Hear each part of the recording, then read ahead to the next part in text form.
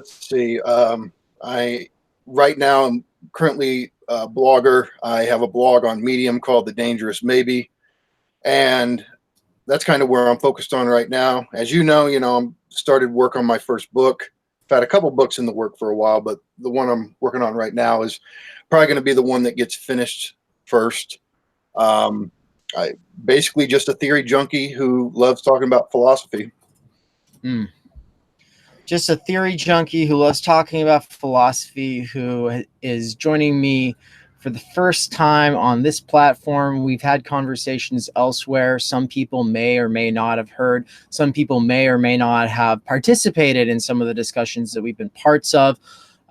We've been in book reading groups through other organizations, including the New Center for Research and Practice. Michael was the first to graduate from the New Center with a certificate in theory and philosophy, but he had been studying theory for 10 years before that, right? Yeah, I got going right around, it was right on my 21st birthday, actually.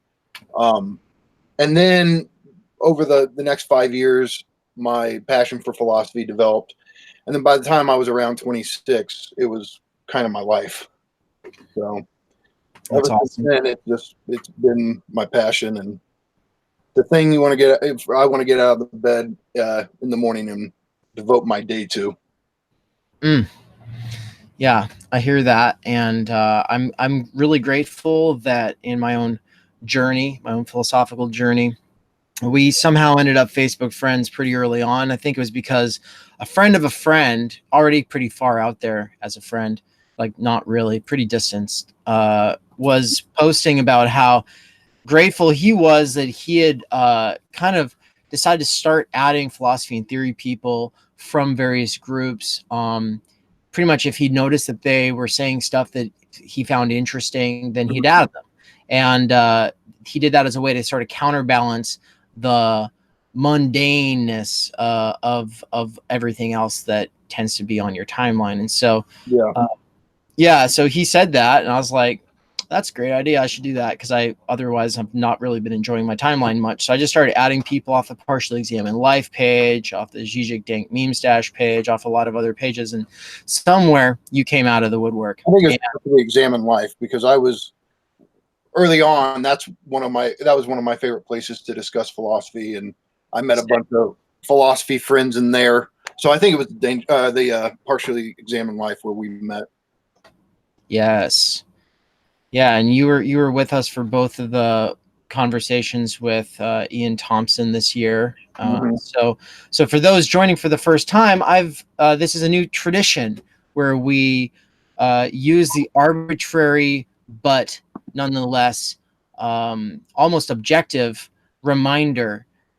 It's an intersubjectively objective reminder that these different philosophers and theorists have existed, that being their birthdays. So today is Jean Baudrillard's birthday. And so if you've never heard of the name before, you're not sure if you care. Why do you care? Well, I mean, I'm not saying you will, but I made this little video to give you a sort of feel for who Baudrillard is. So without further ado, I'm going to screen share it. I hope that you'll all be able to hear it okay. Just know that this is the close to final version. I'm not completely finished with it yet. There's a couple of effects I want to add still. But this is... what is it? It's like a 4-minute video. So I know that Magistra Ludi is listening to this while doing some laundry. Or wait, while I pack up my library? Well, while you're packing up your library, Magistra, this is the one part that I would dedicate eyeballs to. The rest of it, definitely just listening material. So 3, 2, 1, and go. Yeah, that sort of sickly sense that you're twisting above sort of abysmally too much of something. This seems to me a fine sort of mood characterization for the postmodern trajectory. A sense of vertigo before all this information. Baudrillard is perhaps the most important theorist that can be characterized as postmodern. The postmodern is a blurring of the lines between human beings and machines, a blurring of the line between reality and image. It is a world in which reality is simply that which can be simulated, Xeroxed, copied.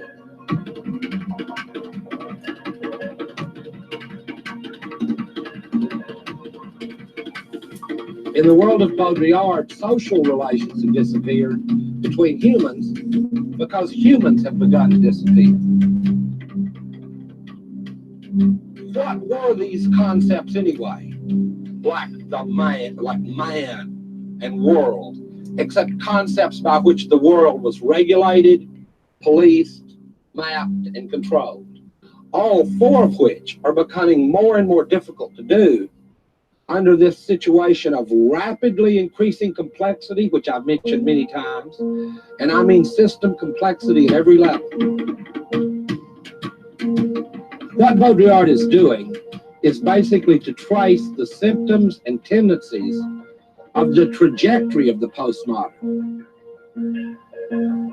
In fact, Baudrillard thinks that reality itself is in the process of disappearing, the real. What has been learned and understood under the name of the real.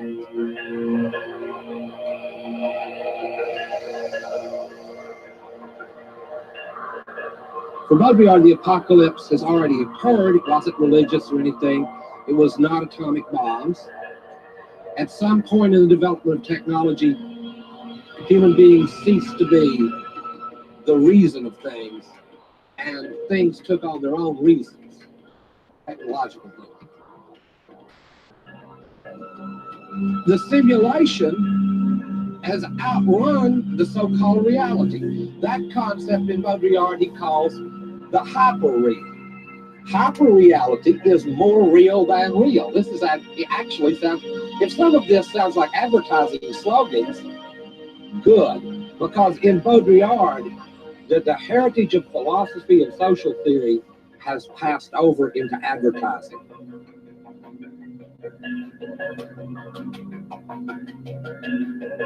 The way people deal with this is interesting. They deal with it as a form of complexity, a word I've used probably too many times. It makes them people caught in this cusp between an old world and an old paradigm that is dying and a new one that it cannot really yet be born. And we find ourselves in that space. And it draws us to people who say, it's just that simple. That's the most powerful political rhetoric in a world with a postmodern trajectory. God, how we would love it if someone could tell us anything was just that simple.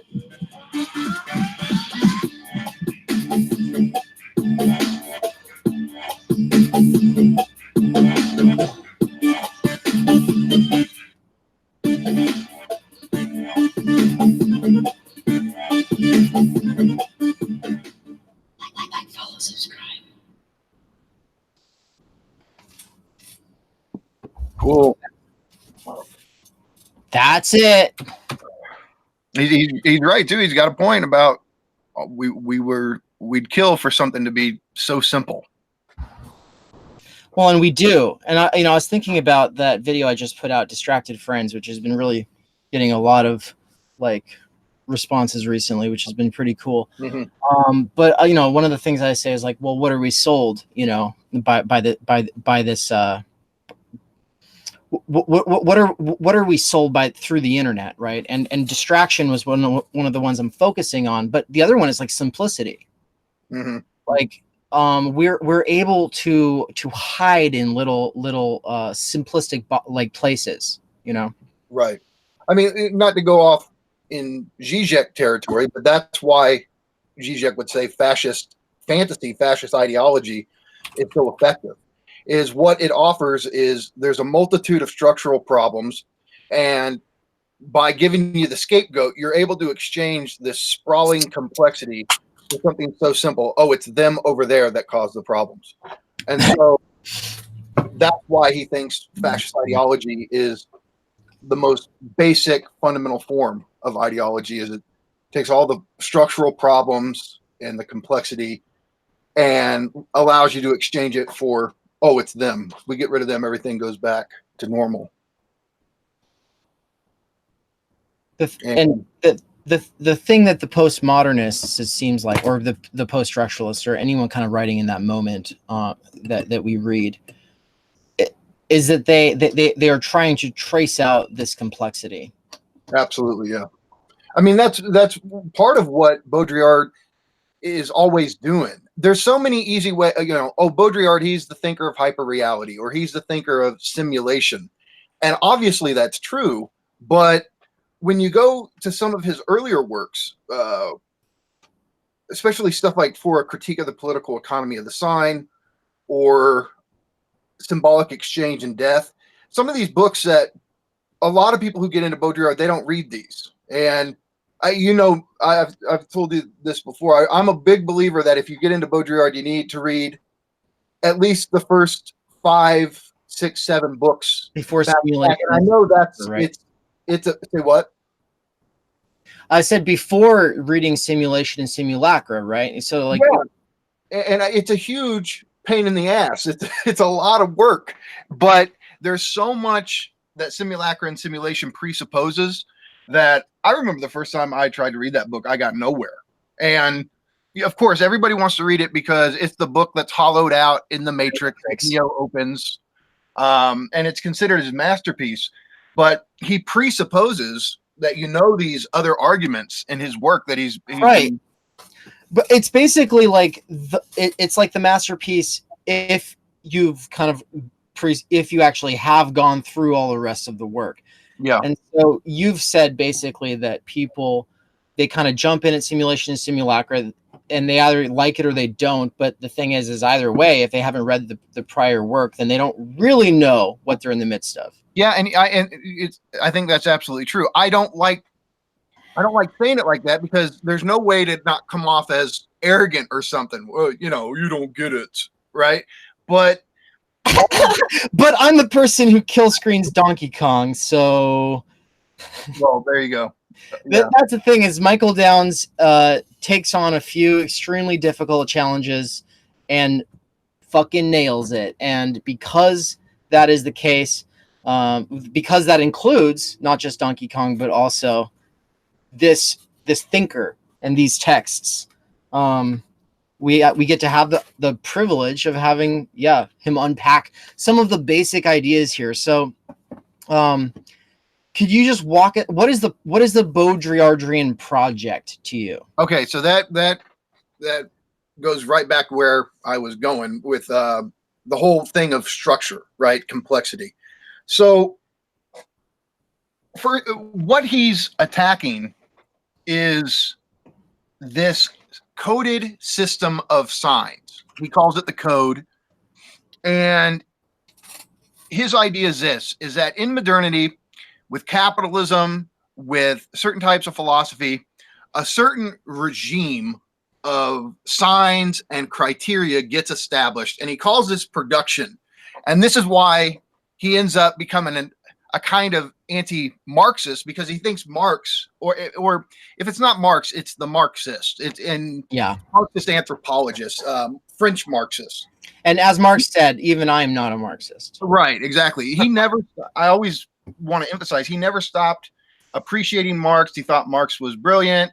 It was the French Marxists that he had a real problem with. Yeah, and they had a problem with him too. Yeah, right. They never forgave him for writing The Mirror Production. I think that's why he kind of was isolated in France in the post-war era. You think about Foucault and Deleuze; they were all friends. There was Derrida and Levinas, and Baudrillard was kind of off to the side doing his own thing. And I think a lot of them hiding out, smoking his cigars. Yeah, and I think he, because he attacks D&G, right? He says the problem with anti-Oedipus is desiring production is caught up in this logic of production. And he's against production, not as an economic system, which, capitalism. He's against production as a metaphysical system, an epistemological system. And so that's part of what his Okay, you're going to have to spend the rest of this stream unpacking what that means. Yeah, well Herculean task. So he thinks that there's the real, right? The real, that which we've lost, for him is a reality principle, and not so much the way Freud uses it, but the idea that we have certain criteria that enable us to say this is real, this is non-real, and it's a very clear line, sharp distinction. And he thinks that philosophers of representation, Kant was always talking about representation, Locke and Descartes, they were all talking about how representations line up with the world. Like that's what truth is. Truth is the ability for propositions to correspond with reality, right? Yes, right. And he thinks at that point in history, we were more or less able to do it. That criteria, this epistemological criteria, gave us a certain ontological orientation with things. It's very clear to say this is real, this is not. And he thinks that production here has to do with the production of knowledge, with the production of correspondences between signs and reference, between concepts in the head and things out there in objective reality. And so there's a production of knowledge, which it's true that this era started to produce knowledge like no other. He doesn't think that's a coincidence, and he thinks capitalism and knowledge here are both two aspects of this system of production. And I don't, there's different ways to chart it. I guess somewhere around the Renaissance, this starts to happen, and it takes us up to the post-war era where postmodernity finally kicks in. And his thing is that he is a champion of what he calls symbolic exchange. And so it's not that he's some huge advocate of production, where that's where the real is situated for him. He doesn't like production, and he doesn't like postmodernity either. He thinks both of them are a corruption of symbolic exchange. And so I just want to clarify. So I remember, I thought that when I read this, that people try to say that there's no value judgments here. There is. So, okay, yeah, we'll go back to this. But does that change as he kind of progresses? He kind of goes from having like he idolizes symbolic exchange to then kind of being like, oh, it never existed. Is that true? No. Okay. He thinks symbolic exchange is not something you can ever fully get rid of. It still exists. He even, in a weird sense, the whole idea is that this modern, postmodern capitalist system is fundamentally rooted in symbolic exchange. And you go, well, okay, how does that make any sense? I guess first we have to talk about what symbolic exchange is. Yeah, we got to unpack that. Okay. So we've talked about a little bit. So representation, the real, being able to discern this is real, this is not real. He thinks this all corresponds with economic structures brought on by capitalism. He thinks there's a homology between the sign, like Saussure sign, and the commodity in Marx. And he works this out in For Critique of the Political Economy of the Sign. And he's saying during modernity, there was a kind of correspondence. Exchange value roughly corresponded to the amount of socially necessary labor that was embodied in the commodity. So he thinks that there was a referent to the sign. He thinks that exchange value represented socially necessary labor time.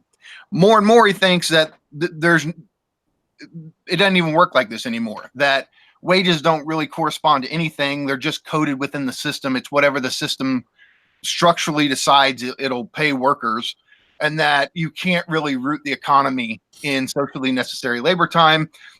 Financial capital, speculative capital comes in, they're running the show, and what we would call socially necessary labor time in the factory plays such a small role in the global economy that we can't do a classical Marxist analysis of the economy anymore. Zizek is even thinks something like this. This is why Zizek's always calling for a return to Marx, that we have to rethink Marx. Let's talk about this really quick. Just the fact that basically Baudrillard was the Zizek of his time, and that in a certain way, Zizek is a better way of saying it is that Zizek is the Baudrillard of our time. But you met Zizek and you asked him about the importance of Baudrillard. Yeah. Last year we were together. We met Zizek, and you want to tell the story? Well, sure. I mean, when we went to the Zizek conference in Athens, Georgia. For those who don't know, this is a famous philosopher who's got movies and videos up and stuff like that. So yeah, he's very entertaining, but he's also a genius. So we went and everybody presented their essays, and I was lucky enough to win the award for outstanding essay or best essay or something. So I got to go have breakfast with Zizek. And one of the things that I asked him about, because I'm curious, I mean, you read Zizek and he talks about every one of these thinkers that you're interested in on your channel, that you and I are interested in. We're always studying. But nowhere do you ever find a reference to Baudrillard in Zizek's work. And that I've seen. As the fact that these are two of my favorite thinkers, it's always, Zizek's always going on about Heidegger, or Marx, or Lacan, obviously Lacan, but he talks about Foucault, he talks about Benjamin, but no Baudrillard. And so I asked him about it, and he said that for whatever reason, he just never got into Baudrillard, but Baudrillard had received a copy of The Sublime Object of Ideology, which is Zizek's early masterpiece. And he said Baudrillard sent a message to him saying that he really liked it. And that it's interesting. Really? Yeah, he liked it. And I think I know why, because I think a lot of what Zizek is saying about ideology really fits the description of simulation. But Zizek's concept of ideology is far more nuanced and subtle than just the standard, it's false consciousness. We have bad ideas in our head and they distort reality. And if we could just get those ideas out of our heads, we'd see things clearly. That's not what it is at all for Zizek. It's much more complicated. Yeah. And I think Baudrillard probably liked what Zizek was doing with ideology. Here's the difference, though. Zizek is a huge, advocate of Lacanian psychoanalysis, and Baudrillard has major problems with psychoanalysis. He thinks it's also caught up in modernity and the production system. He honestly, there's these comments in Baudrillard, you just go, God, it sounds so crazy, but he thinks that, and this is not in any way disrespectful, he thinks it's a good thing, but he doesn't think that there was any kind of notion of the unconscious in so-called, quote, primitive societies. He used the term, people don't, and I get it, it's a shitty term, but he used it to basically troll French sociologists. But no, what he means here is potlatch societies, which we were going to talk about symbolic exchange. Yeah. Full circle. We're back to symbolic exchange. So what is symbolic exchange, since it's the most important thing with Baudrillard? Okay, here it is. What the capitalist system does throughout modernity and into postmodernity is it creates a system where every value is structurally determined within the system. This is Saussure's law, right? It's the syncretic system of relations that give a certain word its value, its meaning in its differential relationships. So everything is coded in this way by the capitalist system. And Baudrillard hates this idea that everything becomes equivalent, everything becomes coded, that it's the system itself that gives things their autonomous value. Autonomous in the sense of, like, it doesn't have it in and of itself, but its elemental position within that system, it gets its value from the system. And so we don't give value to anything anymore. And so what he thinks symbolic exchange is, he gets this idea from Marcel Mauss and the book The Gift. And it's this classic work of anthropology. And Mauss himself says, going and studying these potlatch societies, these gift economies, they are totally different than anything going on in modern liberal capitalist society. And he thinks that a lot of economists, even Marxist economists, they want to read things into the past that weren't actually there. They're projecting certain structures of our time back onto societies that they don't really apply to. And it's almost a Levinasian thing where they're effacing the otherness. Yeah. They're trying to totalize, and in doing so, they negate the real otherness of these societies. And so the point is, when you start to read Marcel Mauss, you read The Gift, what you start to walk away from is the idea that what was being exchanged was not a commodity. These people exchanged gifts, and the thing is, what they gave wasn't coded. It was a kind of spontaneous action. It was creative. Now, yes, these societies had certain rules that outlined the gift-giving ceremonies, but when one person gave to another, or when one group gave to another, there was a part of their soul in it because it was a creative act. The value of the gift wasn't in a system that established that value. The value was in you two giving back and forth. And this happens on a day, every day, right? When you walk in somewhere, you go to the coffee shop and somebody just starts giving you the average chit chat. Hey, how you doing? Great weather we're having. Did you catch the game last night? It's like they're not giving you anything you don't already have. It's just coded responses. It's what Heidegger calls Dasemann. And there's nothing of themselves in these exchanges. But if you start talking to a person and they break this chit chat dynamic and they really start telling you about their life and they start listening to you talk about yours, you start giving something that only you can give. And when you break this cycle of just universal value exchanging with universal value, default value exchanging with default value, code for code, right? That's where real social bonds are created. That's where real meaning. If somebody will never go off a chit chat, you can't establish long-lasting social bonds with them. Right. You have to break this generic exchange of quote values, right? I say this, you say that, you say this, I say that, and it's all scripted. That's what he is. That's a good way to think about it. When he's talking about the code or the structural law of value, he's talking about things having scripted values, predetermined values, and nothing spontaneously is being produced that's creative or singular or particular. And that's what he likes about symbolic exchange. So symbolic exchange is giving non-equivalents, giving things that aren't coded within a value system that determines their value. It's creative acts of exchange where you give part of yourself in the gift and they give something back. Mm-hmm. And that's what he likes about it. He thinks, this is why he says, there's this famous quote in Simulacra and Simulation. I'll read.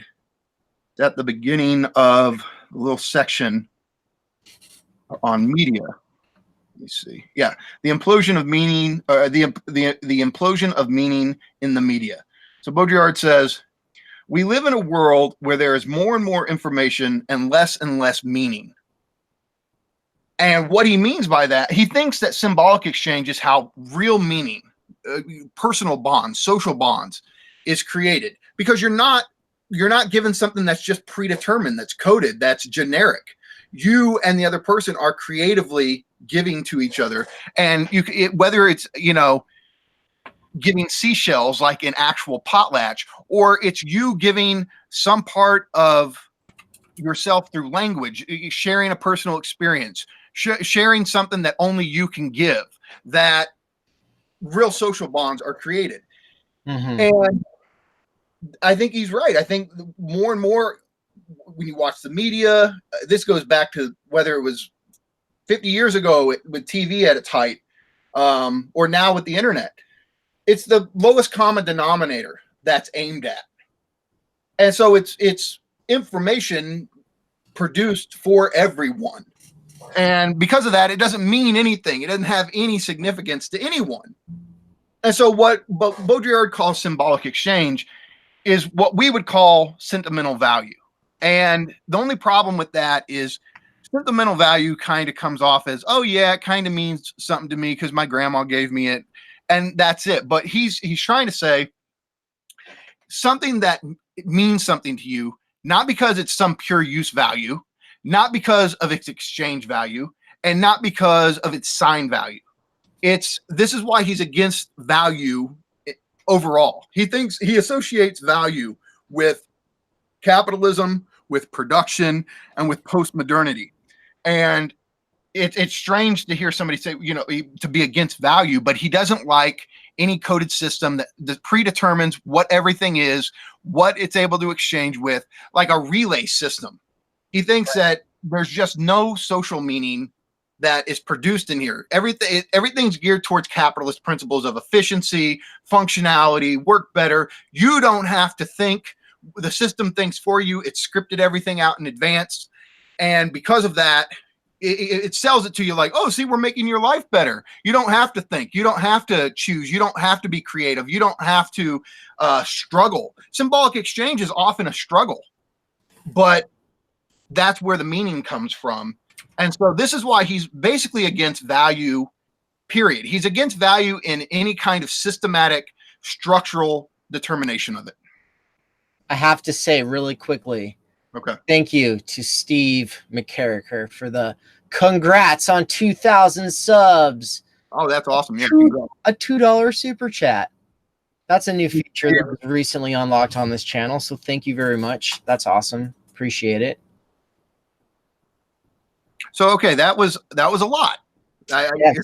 I you know, maybe slow down a little bit now, because I always try to approach talking about Baudrillard in this way, though, because there's a lot of great introductions to his work on YouTube right now, but it always tends to jump from what he said in Symbolic Exchange, or I'm sorry, what he said in System of Objects and Consumer Society. Then they'll jump up to Simulacra and Simulation, and I think some of the most important work is in the middle there with critique for critique of political economy of the sign, the mirror of production, and especially Symbolic Exchange and Death.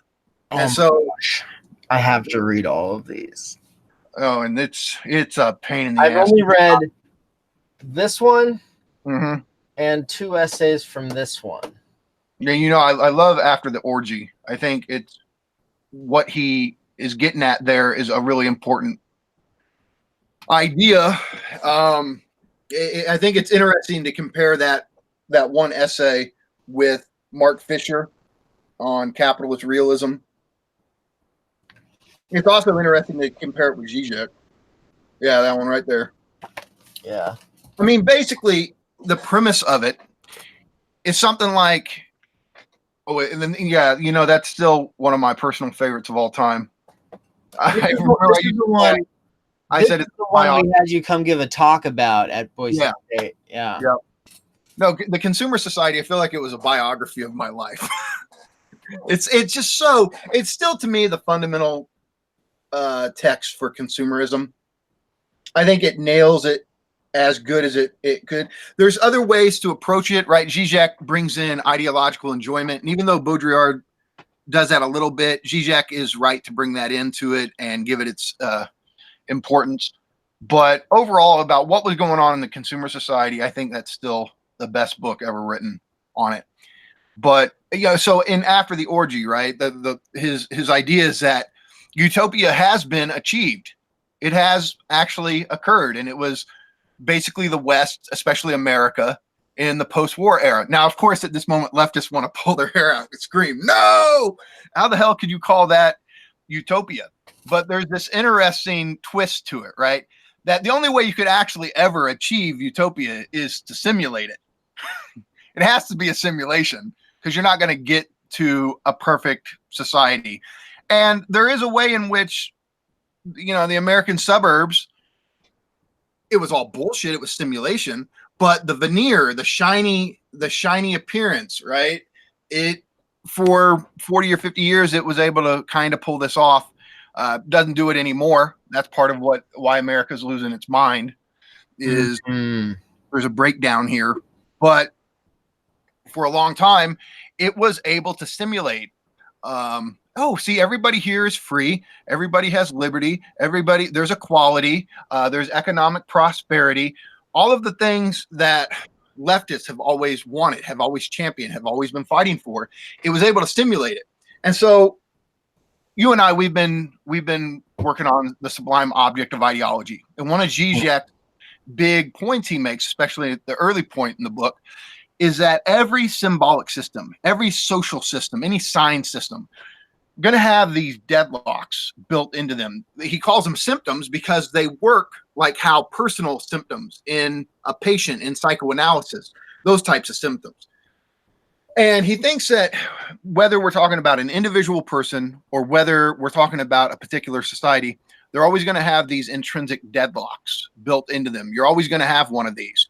And for him, as a student of Lacan, he sees this in every symbolic order. So, of course, the famous one in capitalist society is the proletariat. The proletariat is the symptom of capital. What does that mean? Well, it means that the proletariat is fundamental to capitalism. You can't have capitalism, at least according to Marx, right? We're headed towards this whole thing with automation, and that makes things a little different. But for Marx, you can't have capital accumulation without wage labor. And yet at the same time, the wage labor, the proletariat, is precisely that which stands to overthrow the system. So it's the thing that's fundamental to the functioning of the system, but at the same time, the biggest threat to it. And that's what a symptom is like in psychoanalysis. So somebody who has the obsessive compulsion to wash their hands 200 times a day, what you actually find out is that this symptom has to do with some fundamental coordinate of their subjectivity, some subjective truth about them that's trying to be expressed, but at the same time, it problematizes the very functioning of the subject. And Zizek, part of his work is going through and doing this kind of symptomatic analysis of looking for where these deadlocks are in different symbolic orders. And, you know, you find it in logic. You find it with Bertrand Russell's, Russell's paradox, right? There's paradoxes even in logic. Logic can't even perfectly function without running into these deadlocks, these paradoxes. And yeah, and so here's how it ties in with Baudrillard. There's always these kind of contradictions built into society, and they're the most real thing there is. They're the fundamental thing. They anchor society. They are the conditions of this society, yet they pose the greatest threat to them. And there's all of these kind of dialectical struggles that make up the real. And for Baudrillard, that's what simulation is attempting to do. It's attempting to cover over all of the deadlocks in a society that problematize it. So we know nobody had real equality in America during this post-war era. Workers were exploited. Obviously, what African Americans were going through, it was all a simulation, right? And that's the idea, is that from a Zizekian lens, the only way you're ever going to have a perfect utopian society is if you simulate it, if you fake it. Because there's always going to be these structural problems, these structural deadlocks in any system. Now, what we want is a system with better deadlocks, right? That would be the Zizekian thing to say, where it's not like we're going to establish a perfect utopian society. We're just trying to work towards a society that has better built-in tensions to work through than the ones we have. But yeah, that's what, you know, and Baudrillard has all these great analyses, right? You got this consumer society there. Let me find one. So what is the real?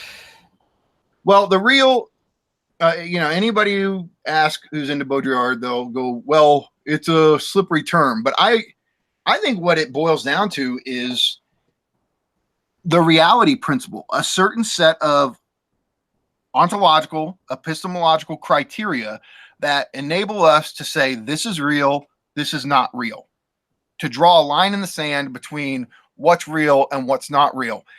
And what's happened, especially with the rise of electronic media, is that this very distinction, this line in the sand, has become extremely blurred or broken, or to the point where it doesn't even matter at all anymore. Those are kind of his, when he talks about the 4 orders of simulation. The first order, well, here, I'll read that before I go to consumer society. In Simulacra and Simulation, he gives a little formula here. See if I can find it. While you're looking for it, I'm going to read off a quote, a couple of comments from the chat. Okay. There's lots of really good ones in here. I'll just say that first of all. So yeah, Philosophy Now says, "Huh? I didn't know Baudrillard was reacting to Marcel is it Moss? Moss, as I think. Marcel Moss. Forbidden Shuffler. One question for Michael. Do you think that Baudrillard is, on a very basic level, a promo-primitivist? That's a good question. That's what I said. That's what I said in the chat. I said, that's a good question. The Michael himself wrote, and then Forbidden Shuffler. Michael wrote himself this article on the parallels between Laruelle and Baudrillard. Maybe he could relate it to this one. That's a whole other thing to bring up. The Laruelle thing, that's a whole other thing, yeah. But I mean, I do talk about the symbolic in there. Let's call for another conversation. We could talk about that one. Okay, so that's another good comment, though. But there's a couple others, but I'll read them later. So go back to your quote.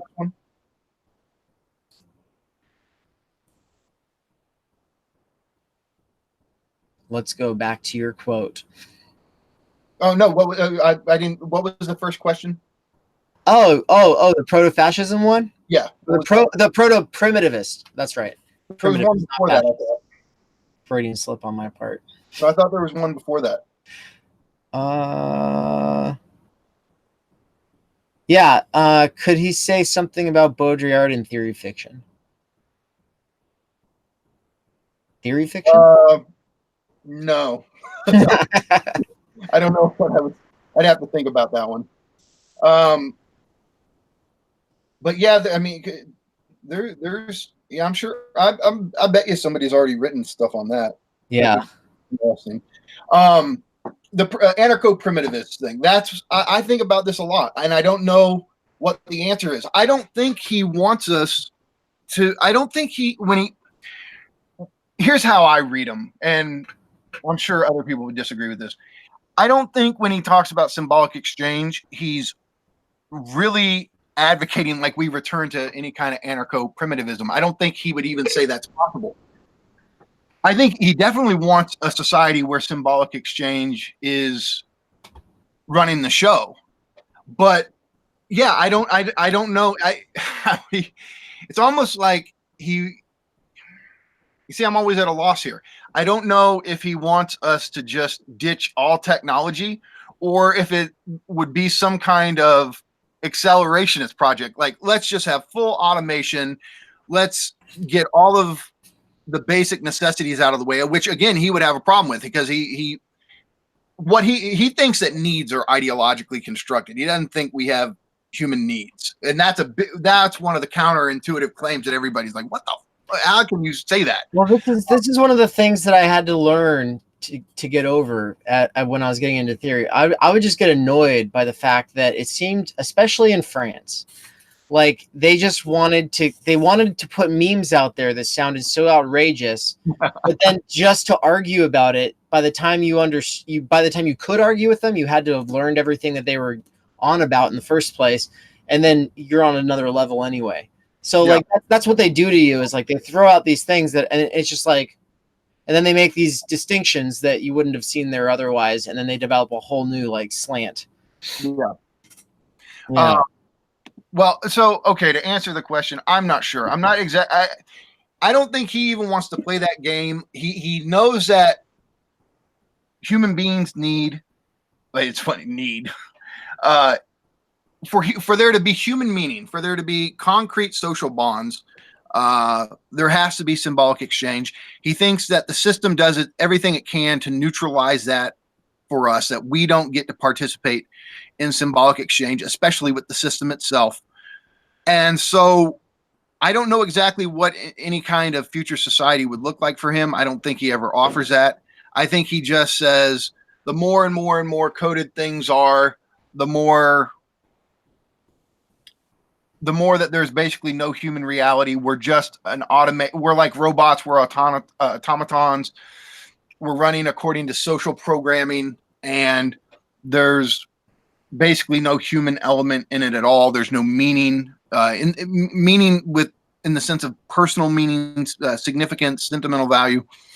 Could it be said that like he believes in a communism, like a fundamental like lived communism, that like a state that we can be in, that we have been in, and now like everything we do is sort of like built on the back of that, but like distorts it and exploits it in weird ways. I don't know, because you would say anarcho-primitivism is a kind of communism, but he would also say this is the mere production thing. I'm using communist here in the sense that David Graeber uses it in Debt, and Graeber's also like using Moss, and basically like he talks about how communism is one of three spheres or modes that human life kind of operates in at all times, and like any time that someone does something for someone else just to help them or any meaning-based reason, that's a communism. You done a communism. Yeah. You know? Well, here OBS, like open broadcasting software, is a communism because it's just built by everybody for everybody. Here's the thing. We also have to remember these French thinkers are incredibly insular. I mean, you find exceptions. Baudrillard was actually exceptional in the sense that he read a lot of the American sociologists. But what Baudrillard thinks of Marxism or communism is going to be rooted in how those terms were used in France. And for him, the idea of Marxism and the move towards communism in the Marxist sense is a fundamental validation of production. We want production without exploitation. We want production of use values where exchange value doesn't dominate.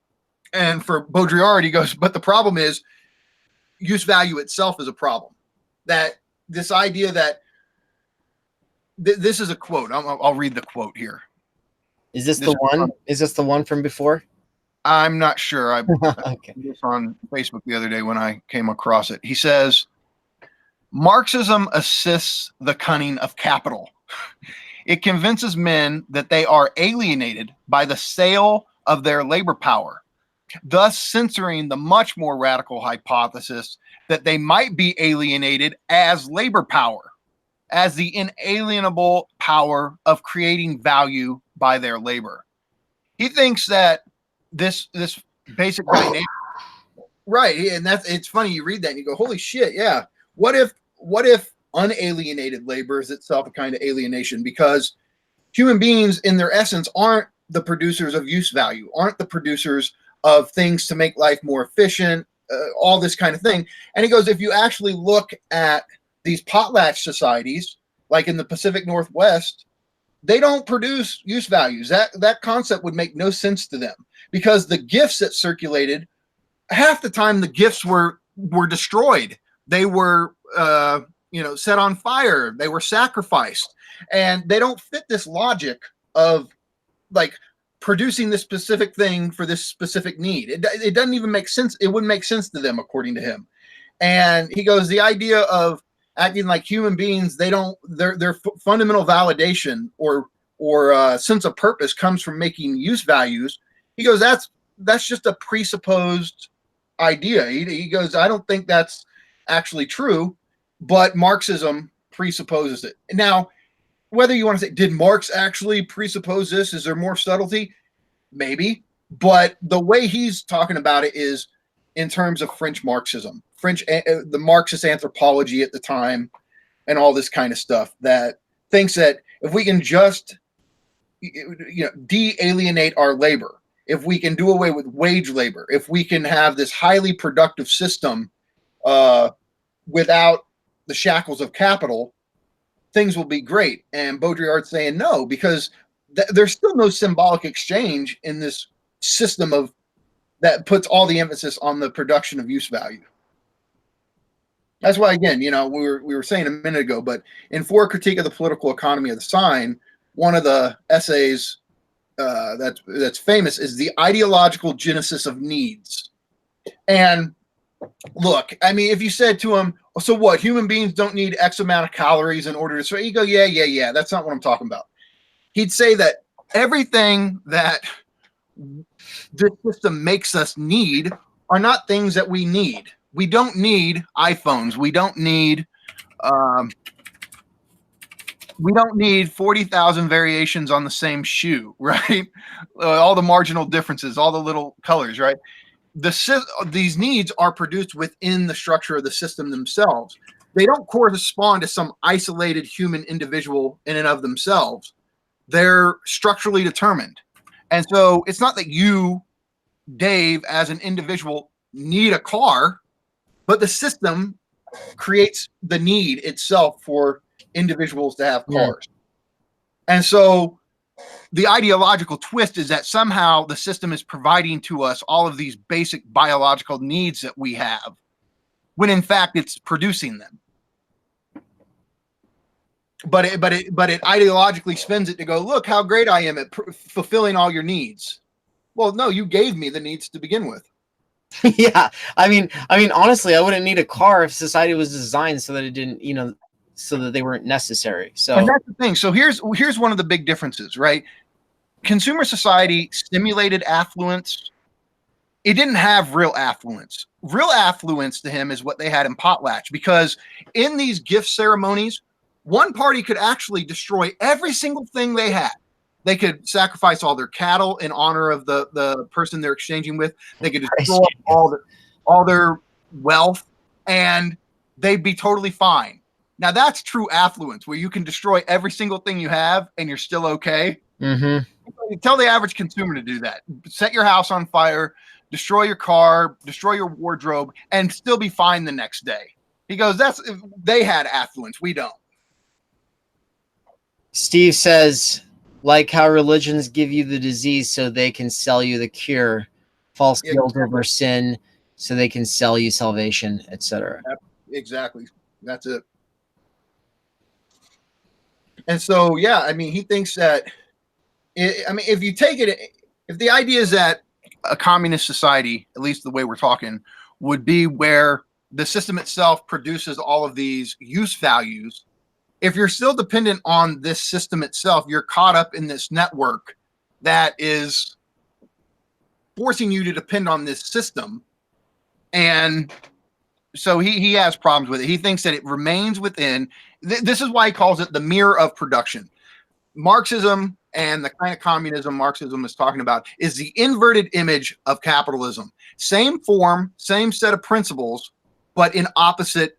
It's like when you're staring in a mirror, you see yourself, but in the opposite, you're inverted. Your image is inverted. He thinks that's what Marxism is. Again, at least the specific type of Marxism in France that he was dealing with. Interesting. And so he thinks the real issue is that you're not negating the form of production. You're negating the content. And the idea is to destroy the form itself, which would be something radically different. That's why he doesn't talk about it. If the idea is that, and this goes back to the anarcho-primitivist thing, if what he wants is a society that is radically different, capital O other, Levinas type of otherness, right? If the society itself is to be radically different, we can't even really posit what it would be like, because it would be a total negation of the form of our society. Too radical for words, man. I mean, basically, though, it really, I mean, and I actually respect that. I respect that when theorists tend to leave, like,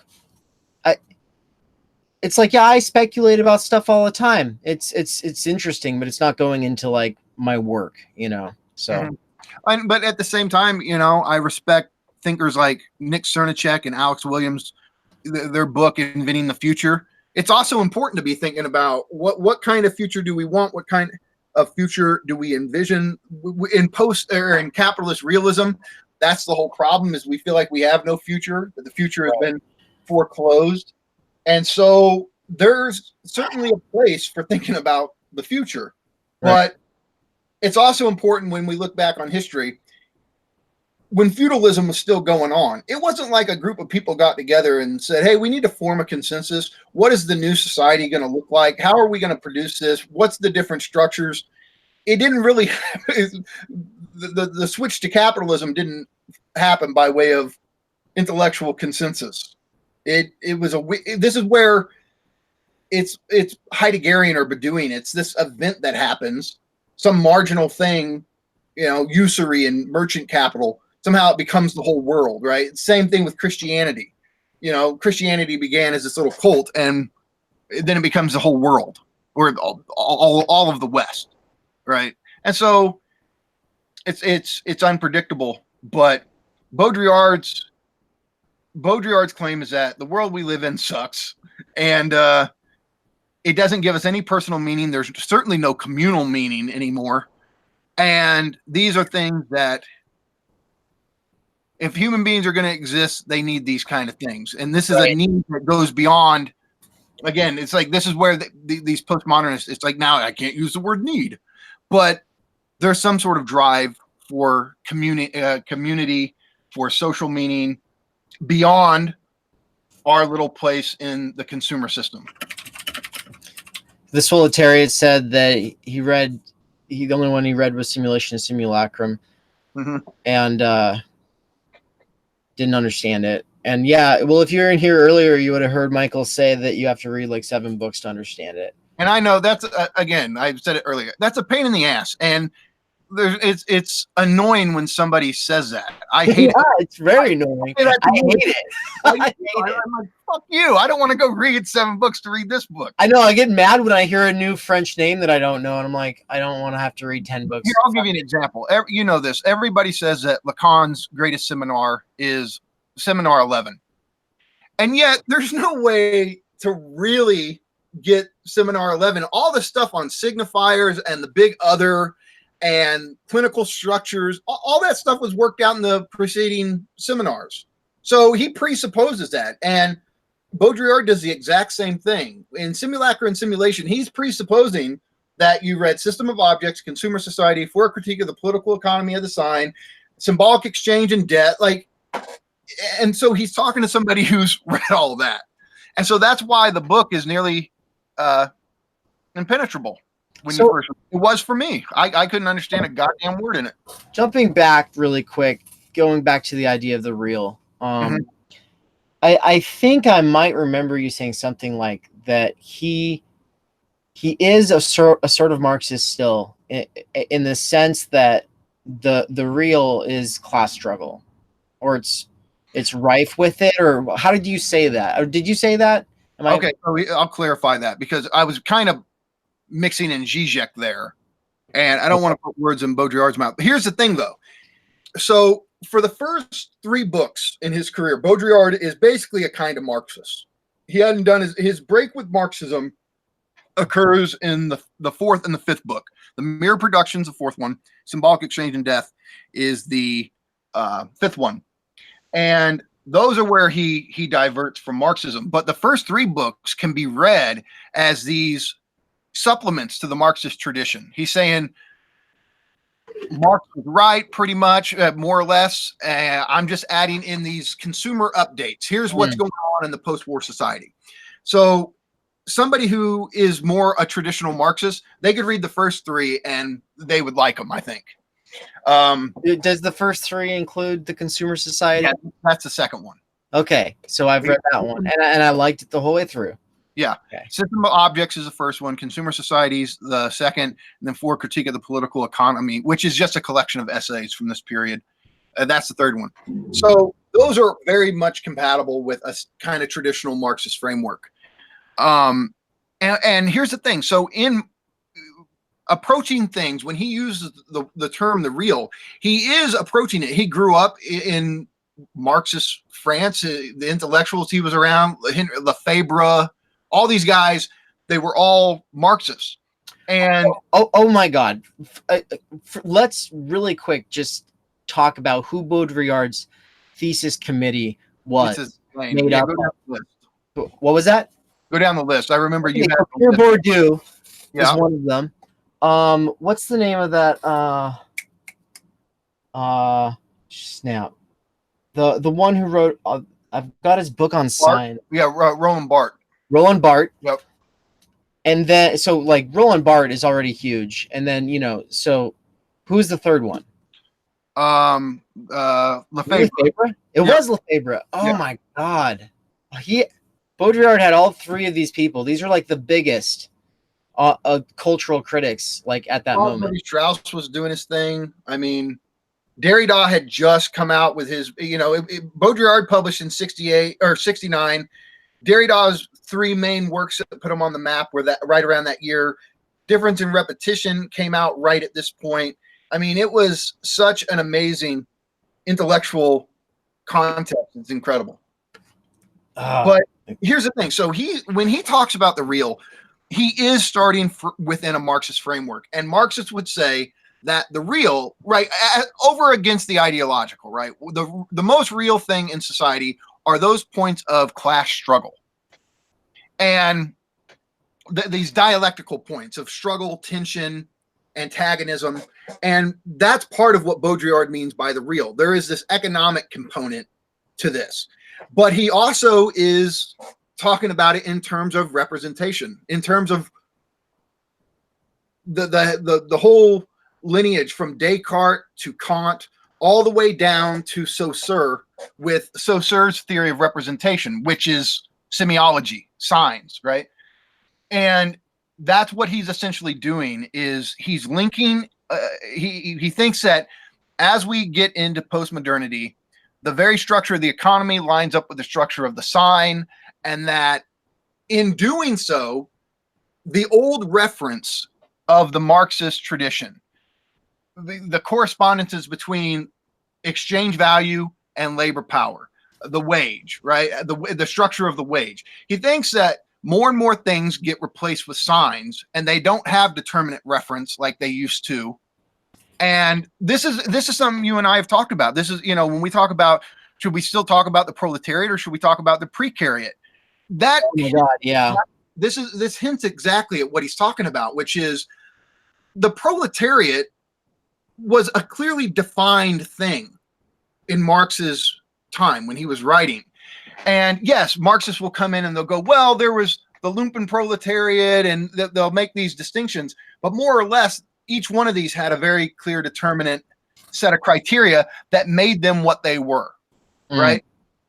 Baudrillard would say more and more, you can't decipher any of these with any kind of determinate reference.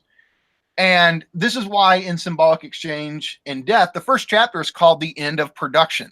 He doesn't think that what we talk about as production functions in any way like it did in Marx's time. He thinks that all the signs have become detached, and he doesn't think that you're not going to trace the economy back to real struggles, to real reference anymore. The economy is this automated sign system. It's all the shit you see on when you look at Wall Street, right? With all the numbers and figures, all of these signs exchanging with themselves. And he thinks that you can't trace all that information back to determinate concrete reference anymore. It's just a money-making machine on its own. And he would go, the little remnants we have of, yes, you can say that, there are still factories and there are still laborers, but he would say these are simulacra because they're not the fundamental determining factors of the economy anymore. And again, you hear Zizek echo this. But labor is still, but labor, our entire lives are still wrapped up in labor, and the value of our, and what we're able to focus on is determined by labor still, right? Absolutely. So what he would say is, yeah, totally, that our lives depend on it, but does the system itself? He would say that the system at this point has become so semiotically determined that it's just about figures exchanging with figures on the basis of speculations about the future, and the future isn't here. It's not real. It's virtual or something. And so the whole of the economy works on all of this speculative capital that just isn't rooted in any concrete referent. And again, this is one of these things. I don't know how I feel about this. I have a kind of knee-jerk reaction to it that's more traditional Marxist, but he's got a point, even if he's not totally right. Or let's say that we go, well, there's a point to it, but he's being hyperbolic. The point is that it is true that more and more it is hard to understand what's going on with the economy, the global economy, and it's much more complicated than just the old factory setting that Marx was looking at. And we all know that the system, platform capitalism, right, with Nick Cernacek and all this kind of stuff. So, which we both read, right? You read about it, right? Right. Or say that again. I'm sorry. I said you recommended that to me, right? Yeah. Yeah. And I like this in my last video. Yeah. But think about it like this. It has this key Baudrillardian aspect to it, where Cernacek's saying these platform capitalists, these social media networks, for example, they're profiting off of us and our data, off of what we do on these social media sites. But the question is, yeah, but is it really labor? Is it anything that's any way like what Marx saw with concrete factory labor? There's a weird sense in which, I mean, you think so? No, I'm just agreeing. Like, yeah, like, see, that line's blurred where you go, yeah, but that's not like hard labor in the way that we do it because we like it on some level. Like, people do this shit when they're not at work, and then so they're still at work when they're not at work, and they're doing this because they enjoy it, and yet somehow they're being. This is where both Zizek and Baudrillard would say, see, these lines have been blurred. It's hard to discern where work ends, where work stops. Adorno was kind of already onto that in the essay on free time. So it was happening back then. I love that essay so much. It's fantastic. It's so good. Yeah.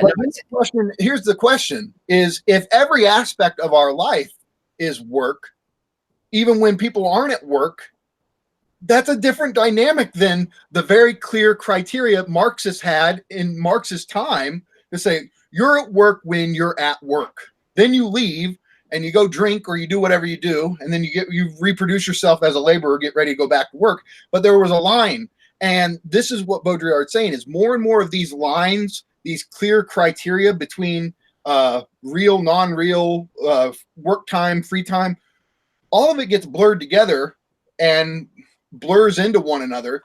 And when that happens, it's like, well, what are we as people who want to study this? What is the object? How do we even draw lines in the sand anymore? And this is why Zizek, he agrees with people. I mean, I don't know if he said it directly, but he agrees with this idea that the proletariat is not the precariat. They're totally different, and it has to be rethought. And that's what Baudrillard is getting at in some sense, is that all the clear distinctions that Marx was working with have all been blurred, and they don't have determinate clear reference anymore. And so we use all these concepts, but it's like we're talking about nothing.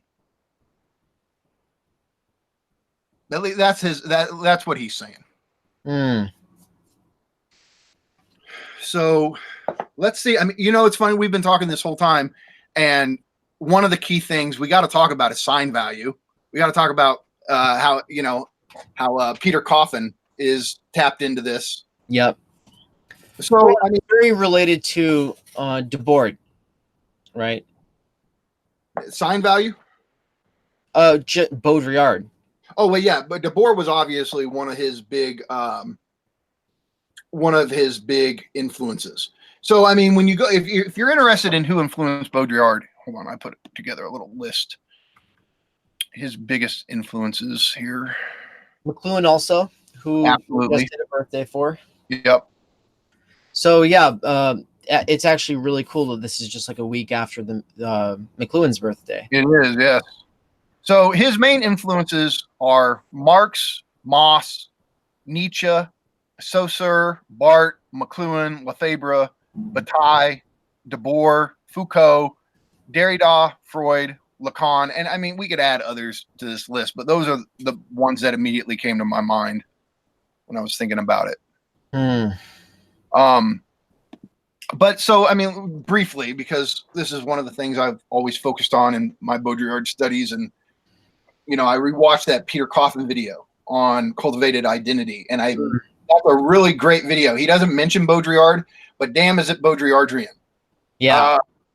And I think it's great. I think the thing I like most about that video is that Coffin shows how the concept of sign value is still relevant, which is something I'm constantly doing in my work. And, I approach it in a little different ways. I love how he talks about fandom being this new area of sign value. Mm-hmm. So sign value, here's Baudrillard's idea. He thinks that one of the big transformations in capitalism that occurs with the onset of the post-war consumer society is this. In Marx's time, the commodity was made up of two types of value: use value and exchange value. And exchange value is an expression of value or socially necessary labor time. But a commodity for Marx is use value and exchange value. Use value is the practical function it fulfills, its utility. You eat an apple because it nourishes your body, but the exchange value is its cost, its price. And Baudrillard comes along. He goes, well, now there's a third type of value attached to the commodity, and it's sign value. And what it is it's quasi pre-conscious. It's the set of connotations or signs that index you, that point to you, that say who you are as a person.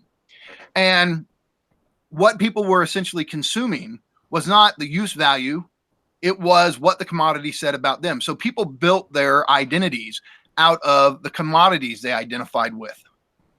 Yeah, I'm just sitting here like identifying with my commodities that I'm surrounded by. We all do it, and this is why I've finally just embraced it. But I honestly think that's part of what I'm doing with the work I'm doing on Zizek right now. That is more important than these disidentifications. Oh, I don't buy into consumerist bullshit. The key is, especially as leftists, is for us to see where we like consumerism and how it still has this place in our lives, even now. And I think that's a really important type of thing. I'm constantly beating the shit out of myself, like Ed Norton in Fight Club. Zizek says that's why I love the movie. Is if you want to beat consumerism, you have to beat the shit out of yourself first and foremost, because our senses of selves are built out of the commodities we consume. So this was especially in the heyday of the mall. You go to the mall, and what you're buying is not just a shirt. You're buying a set of connotations. So if you want to be the rebellious kid, you buy the Che Guevara t-shirt. Or if you want to be the all-American kid, you go with Tommy Hilfiger or Abercrombie and Fitch or one of them. You want to be the professional type, you go to another store. You want to be the partier, party type, you go. You were just picking out your identity. And so the existential failure in all of this is that if your individuality is fundamentally rooted in universal connotations, then you're not an individual at all. Anybody can have these connotations if they can afford to buy the product. So there's nothing really individualistic about it. It's a total sham individuality. And I mean, if you think, you got to go to an extreme example to see it, but take a musician like Prince. Not everyone can make Purple Rain. In fact, nobody can make Purple Rain except Prince. And that kind of creative individuality is, Baudrillard wouldn't like the word authentic, but that's authentic individuality. It's what you can do. It's what only you can do, what only you can create. But in consumerism, obviously, we're not allowed, like you focus so much on time energy. To do that, you have to have your time energy to have a real robust, meaningful individuality, because it takes so much work to perfect a craft or a talent or a passion. So because everybody was locked into wage labor, capitalism figured out, I'll give them individuality. They're all bitching about like the homogeneity of their life. I'll give them a shitload of differences to choose from to individualize themselves. And that's why you go to the mall and our little plastic phone covers, they all have the exact same use value. And yet there's 500 of these fucking things. Why? Because they all have marginal differences. Some have the logos of sports teams. Some have famous characters from pop culture. There's a Luke Skywalker. There's a, Lord of the Rings. There's X-Men, right? And we get our little sense of individuality from the stupid particular marginal differences in our phone covers, right? There's no reason for there to be 500 of these little differences. They all do the same thing. But we build our sense of selves out of, we personalize ourselves, individuate ourselves through these marginal differences between commodities. And that's where consumer identity comes from. That's what Peter Coffin is talking about in the video, especially with fandom. And I think, he hints at this, he kind of goes in this direction, but this is what we're getting at in politics too, is that when young Americans, and again, millennials don't like this, but I'm sorry, I think there's some relevance here, that the second you can't afford to get your consumer identity at the mall, because that requires having enough money to blow at the mall, you have to simulate individuality elsewhere. And a lot of the times that comes from online social media avatars, social media identities, and the particular signs that we consume online. Now that I've embraced it, though, I'm really stoked about this. No, and there's this thing where both Baudrillard and Zizek think that there's almost more power in just identifying with this shit once you know what's going on than acting like you don't, because they think that this is why Zizek has a problem even with Foucault. He thinks that a lot of the times what capitalism loves is for us to resist capitalism, because we simulate like we're doing something about it. We're resisting, we're protesting. But what if that is just another set of sign values built into the system, and they don't seem to problematize things very much? System goes on. And this is why Zizek thinks that when he says I would prefer not to, what he means is I want to extract whatever enjoyment, whatever libidinal investment I have in acting like I'm changing anything with my forms of resistance. I'm not changing anything. And he thinks that there's a kind of moment of clarity that comes in just going, I'm doing this kind of resistance activity because I like it, not because it's actually fulfilling a purpose, not that it's actually challenging capitalism. And, you know, and that's kind of his take on it. So Baudrillard thinks the same thing, that so much of our society is built on these types of simulated resistances. And think about it. Think of all the movies, all the pop culture aimed at critiquing consumerism, whether it's Fight Club or Mr. Robot or The Matrix or, you know, Rage Against the Machine albums. Capitalism has no problem giving us all of these commodities that resist capital. And you can say that all it does is serve to simulate that we're resisting the system when we're really not.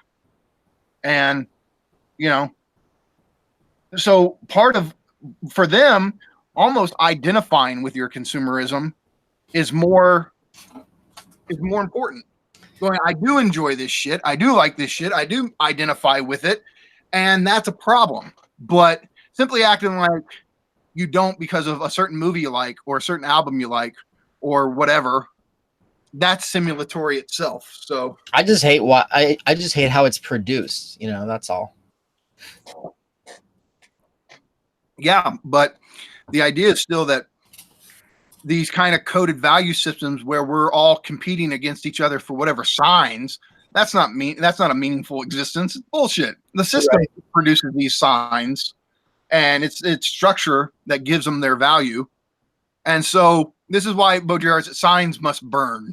Okay, so really quick, I just want to say there's a lot of great stuff happening in the chat. I think we're gonna go for another half hour if that works for you, Michael. That's fine.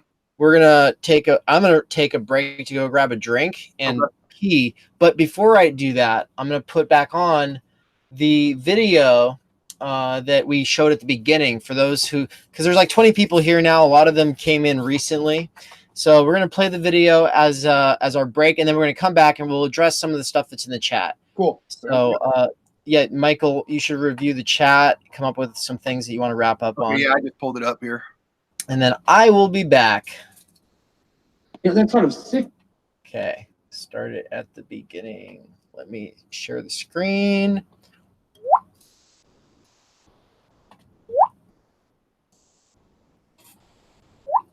Okay.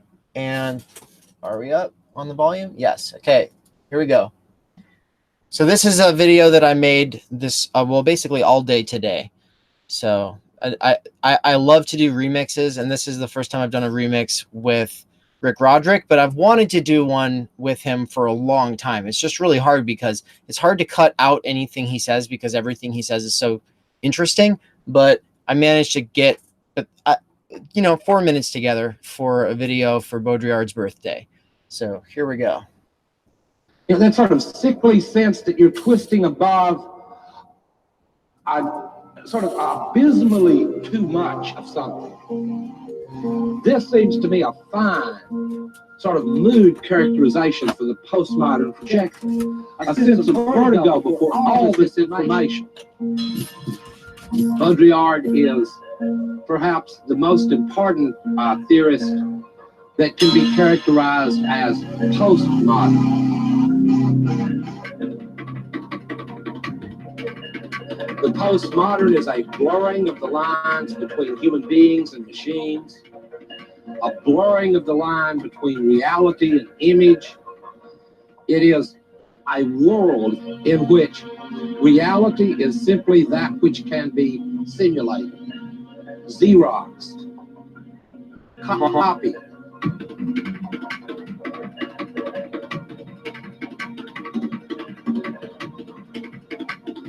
In the world of Baudrillard, social relations have disappeared between humans because humans have begun to disappear. What were these concepts anyway? Like man and world, except concepts by which the world was regulated, policed, mapped, and controlled. All four of which are becoming more and more difficult to do under this situation of rapidly increasing complexity, which I've mentioned many times, and I mean system complexity at every level. What Baudrillard is doing is basically to trace the symptoms and tendencies of the trajectory of the postmodern. In fact, Baudrillard thinks that reality itself is in the process of disappearing, the real. What has been learned and understood under the name of the real.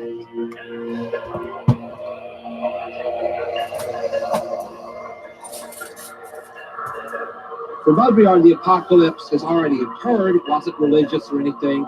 It was not atomic bombs. At some point in the development of technology, human beings ceased to be the reason of things, and things took on their own reasons, technological things. The simulation has outrun the so-called reality. That concept in Baudrillard he calls the hyperreal. Hyperreality is more real than real. This is it actually sounds, if some of this sounds like advertising slogans, good, because in Baudrillard, the heritage of philosophy and social theory has passed over into advertising.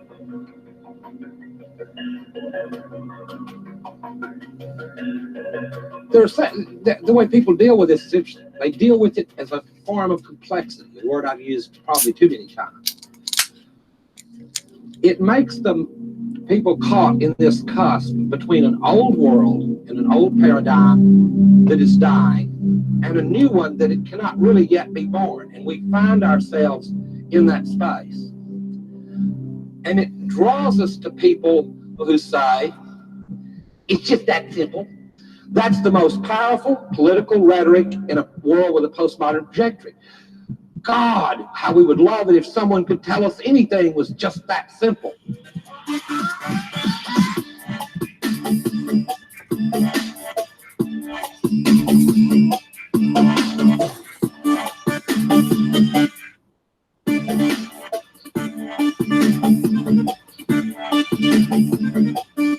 And I'm back. Hello, everybody. Yo. I was able to go get another drink. Okay. And I was wondering which do you think is more of a simulation? Coca-Cola zero sugar or LaCroix key lime? Are they equal?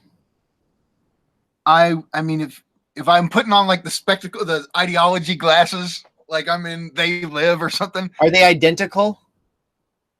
I don't know, because all right, LaCroix. I've had one LaCroix. I think I tried orange or something. You spit it out like it was hairspray?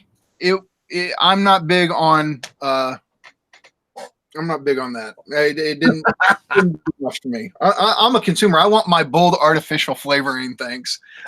There's just a little hint of it, right? They give you a little hint. I don't know. Maybe is LaCroix, is it all artificial flavoring? Is that what it is?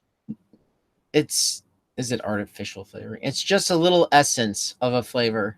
That's all it is. It's like carbonated water with a little essence of a flavor. But they're both kind of couched in the realm of ideology that says, like, you know, you're consuming but not consuming, right? There's that. I mean, they both also, like, they represent different kind of ideals, or like the brand, you know. So Coca-Cola is juxtaposed to Pepsi. LaCroix is like almost on this other plane that you're differentiating yourself from that dichotomy with this position. Zizek has this famous he uses Coca-Cola to explain objet petit a, which that's a whole nother thing.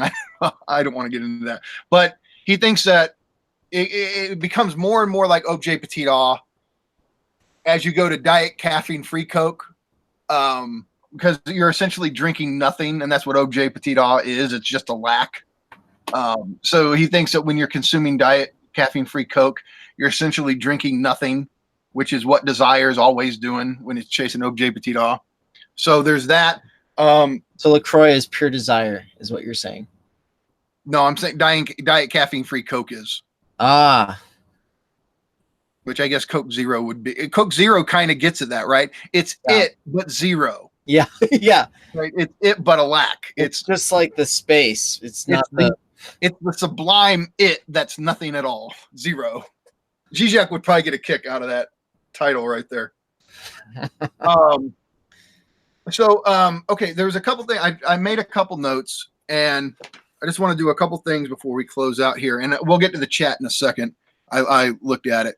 So this is a really, really famous part of Simulacra and Simulation, but I think it's worth going over. So this is on, if you have a copy of the book, it's on page 6. He says, such would be the successive phases of the image, right? He's saying, here's what happens to the image over modernity into postmodernity up to where we're at now with digital. I mean, he was ahead of his time. He saw all this coming. So this is the successive phases of the image. It is the reflection of a profound reality. So the mirror has always been an image of representation, right? I mean, what's Rorty's famous book, The Mirror of Nature? That somehow our knowledge reflects nature. It's a mirror image of it. So he thinks more and more we're losing this mirroring effect, that things don't mirror anything.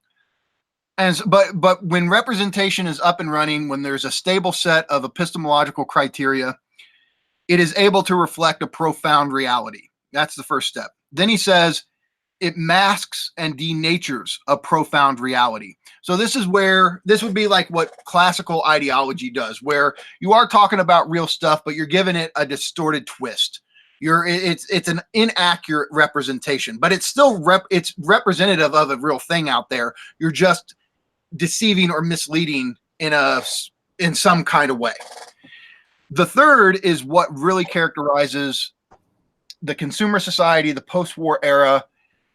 All of his famous examples, Disneyland, Watergate, they're all third order simulacra. And he says the image, it masks the absence of a profound reality. So what third order simulacra do is cover over the fact that something that we think is there isn't there. It creates the illusion of something being there that isn't there at all.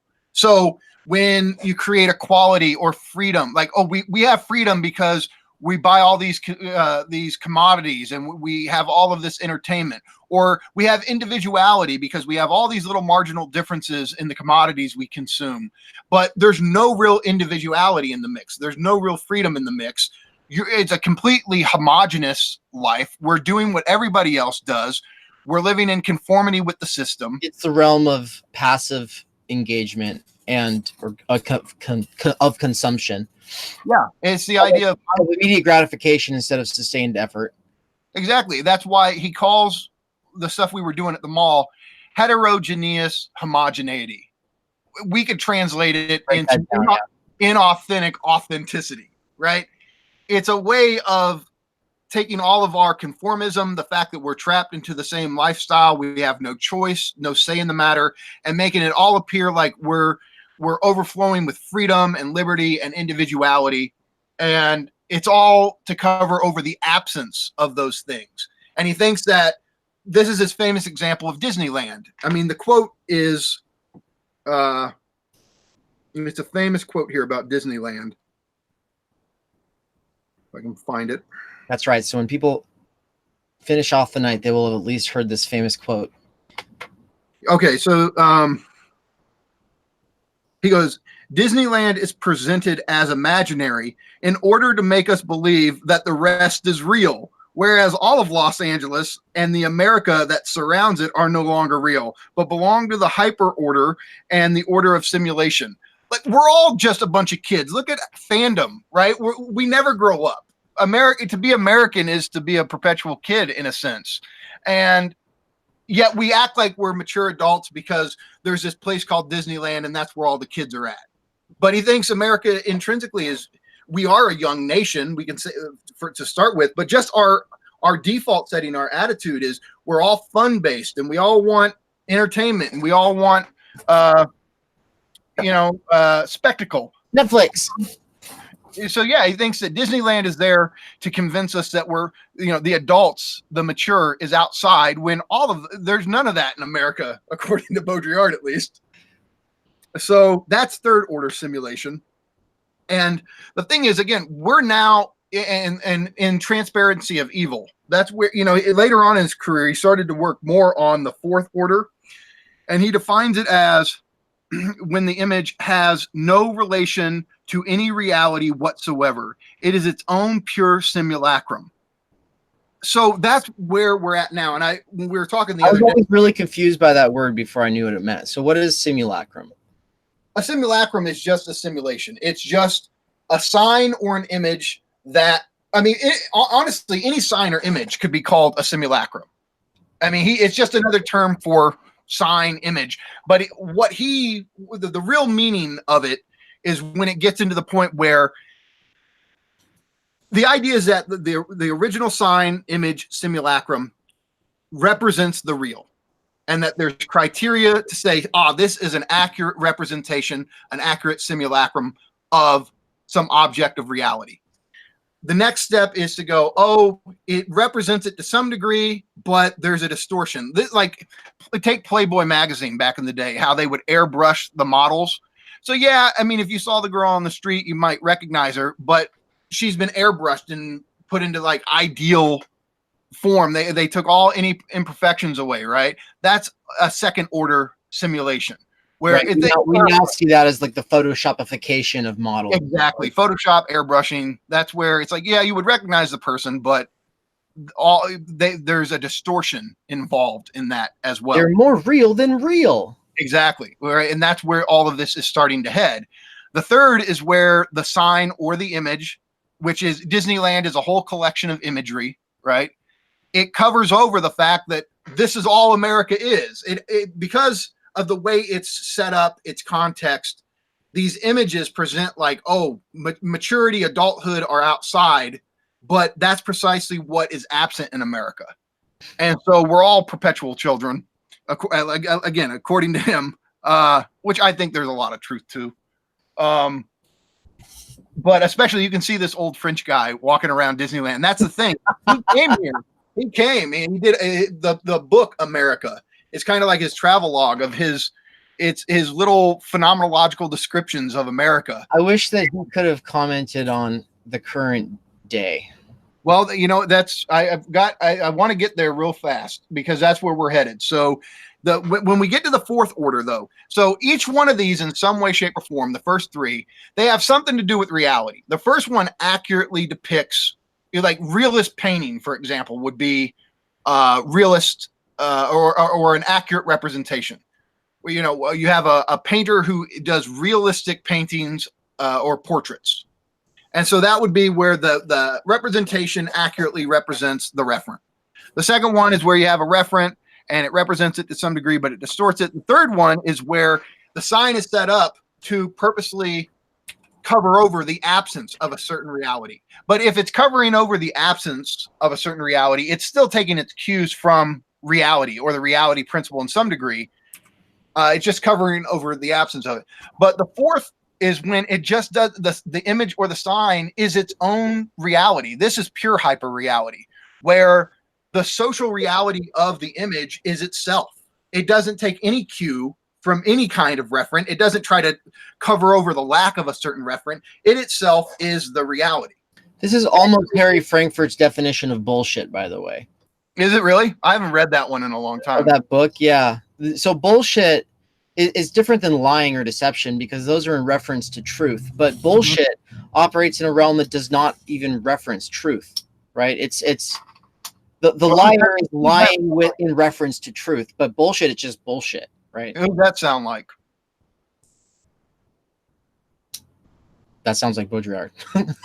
No. Who does that sound like? Oh, Trump? Yeah. Yeah. Exactly. And so we've talked about this before. So let me give you an example of what I think it works as an example of fourth order simulation. I think Kim Kardashian is a great example of this because Kim Kardashian is really a proliferating, like it's a fractal. Baudrillard always talks about fourth order simulacra as fractals. It's these images that just keep virally spreading themselves all over the place. That is its reality. Is this he likens it to cancer. It's just this ongoing growth of images reproducing themselves ad infinitum. And Kim Kardashian is that. Yeah, it's like we have to go out our way to go, oh, but Kim Kardashian is actually a real person. But when Kim Kardashian breaks the internet, the real person doesn't break the internet. A proliferation of images breaks the internet. And it's a sense in which she always has to take her cues from this virally spreading whirl of images. Kim Kardashian is this fourth order series of images, and the real person's always having to take her cues from them. They don't take their cues from her.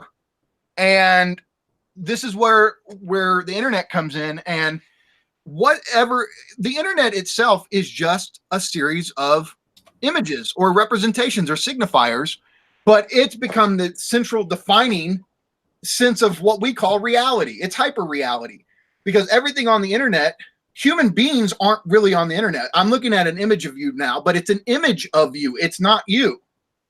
And yet our whole world is now governed by the images and the signifiers on the internet. And this is what fourth order simulacra is. None of this nobody even thinks about, do these signs or images refer to any concrete reality? Concrete reality isn't even relevant to it. It is reality itself. But yet it's just a series of signifiers and signs and images. But all they do is refer to themselves. They don't care about any kind of referentiality at all. And so that's where we get into Trump. Trump's tweets won him the election. Not Trump, tweets on the internet. If you subtract that from him, he wouldn't be where he's at. He is a viral simulacrum that's spreading cancer. Spreading cancer, right? But no, true. But it's a thing where this is where we're at now. This is why everybody's fighting over alt facts, fake news, because Baudrillard's saying there is no overarching ontological / epistemological consensus about what counts as real and what counts as non-real. There's a void where this used to be, and now everybody is free to have their own facts because nobody can even agree on the criteria of what counts as facts. All these lines are blurred, and this is what happens when there's this breakdown in the real. And so this is why he says we're living in the desert of the real. And of course, we can still say something like, oh, there is a lamp sitting on my table. Representation still works here, but if somebody tries to make that counter argument to Baudrillard, see, representation still works, he'd go, is that the best we can do at this point, is saying the lamp on my table is that all representation can manage? That's pretty pathetic, because he, as a sociologist, he has problems. He rejects the term sociology, and he doesn't think the social is there and all this kind of stuff. But at the end of the day, I've told you, he's not an ontologist. Everybody comes to read him as philosopher or as a philosopher or as an ontologist, and he's primarily a sociologist. And he's saying at the level of the social, which he doesn't think exists anymore, if it ever did, nobody can agree on any kind of representational format. Nobody can agree on what's real at the level of sociological analysis. I love that. And so that's what he's saying. So the desert of the real that he mentions, it's like us going, oh, I can use representation to it works when I'm pointing out that there's a lamp sitting on my table. Well, if that's all representation can do, then we're in the desert of the real. And yeah, so this is you in the desert of the real. Right. Capitalism. Right. This was like when I was just getting into like making my own memes and stuff. No, I love it. So okay, we've tackled the four orders, and yeah, I think stuff like Trump, I think Kim Kardashian, I think we see that these images take on a life of their own, that in no way, shape, or form does referentiality even bother to come in. They are what is real. But the fact that the moment that images or signifiers have become the real itself, we're in hyperreality. Because the whole point of a representation is it's not the real, it's what's supposed to represent the real. But we've replaced the real with these, quote, representations, with these signs. And so before we go back to finish up with the chat, the last thing I wanted to say, I just was reading this and I thought it was hilarious and I wanted to share it. So I was looking at the Gulf War did not take place recently. And there's this great moment at the beginning of it. It's not Baudrillard who says it. It's the translator, Paul Patton. He says it. So, okay, just to give brief context, Baudrillard thinks that with the onset of electronic media that was wonderfully cataloged and analyzed by Marshall McLuhan, what happens is that there's a breakdown in representation thanks to electronic media. Now, let's give a basic example of how this would work. So one of the what's considered to be like the famous first account of a historical event was the Peloponnesian War by Thucydides. And so the idea works like this. The war happens, and then somebody comes along and does the best they can to generate accurate descriptions of what the war was. You go and talk to people who have firsthand accounts. You try to take all of this data, see where they correspond, and you try to present the most accurate depiction of the war. But the war happens, and then the representation comes afterwards, right? Well, what happens with stuff like Vietnam and then the first Gulf War in the early 90s, right? What happens is when you have this round-the-clock 24/7 news coverage, the representation ends up affecting the event as it unfolds. The coverage of it shapes the event. Well, then the lines have been completely blurred because now the coverage of the event determines how the event unfolds. This is not how it used to work throughout human history. And so we know now that whatever's going on, the media is the event itself. You can't subtract the representation from the event. The event is the media spectacle. And so Baudrillard basically got commissioned at the time. Somebody came to him, I forget who it was, some institute, said, we want you to cover the Gulf War. And they were all ready to send him to the Persian Gulf. And he's like, I'm not going to the Persian Gulf. They're like, well, why not? We want you to cover the war. He goes, the war won't happen in the Persian Gulf. And they go, well, where is it going to happen? He goes, I'll cover it from my couch watching CNN because that's where the event will be. And so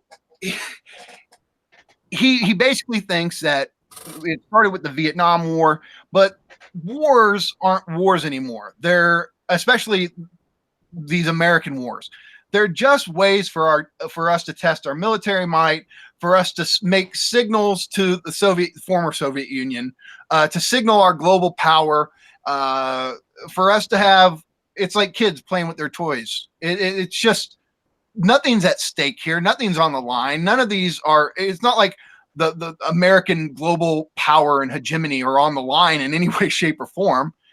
And so none of the standard structures involved in war are at play here. And he thinks that these are basically like movies. We're making movies to signal our global power. It's a kind of deterrence method. And that's his view of these kind of things. This is why in the post I did on Apocalypse Now, he's saying like Vietnam was like warm up for Apocalypse Now. Like the war was waged so we could make a movie about it. so we could fill the world with these images of America doing what it does. And it's like the Vietnam War was a rough draft or something, and then Francis Ford Coppola came along and made the perfected version of it.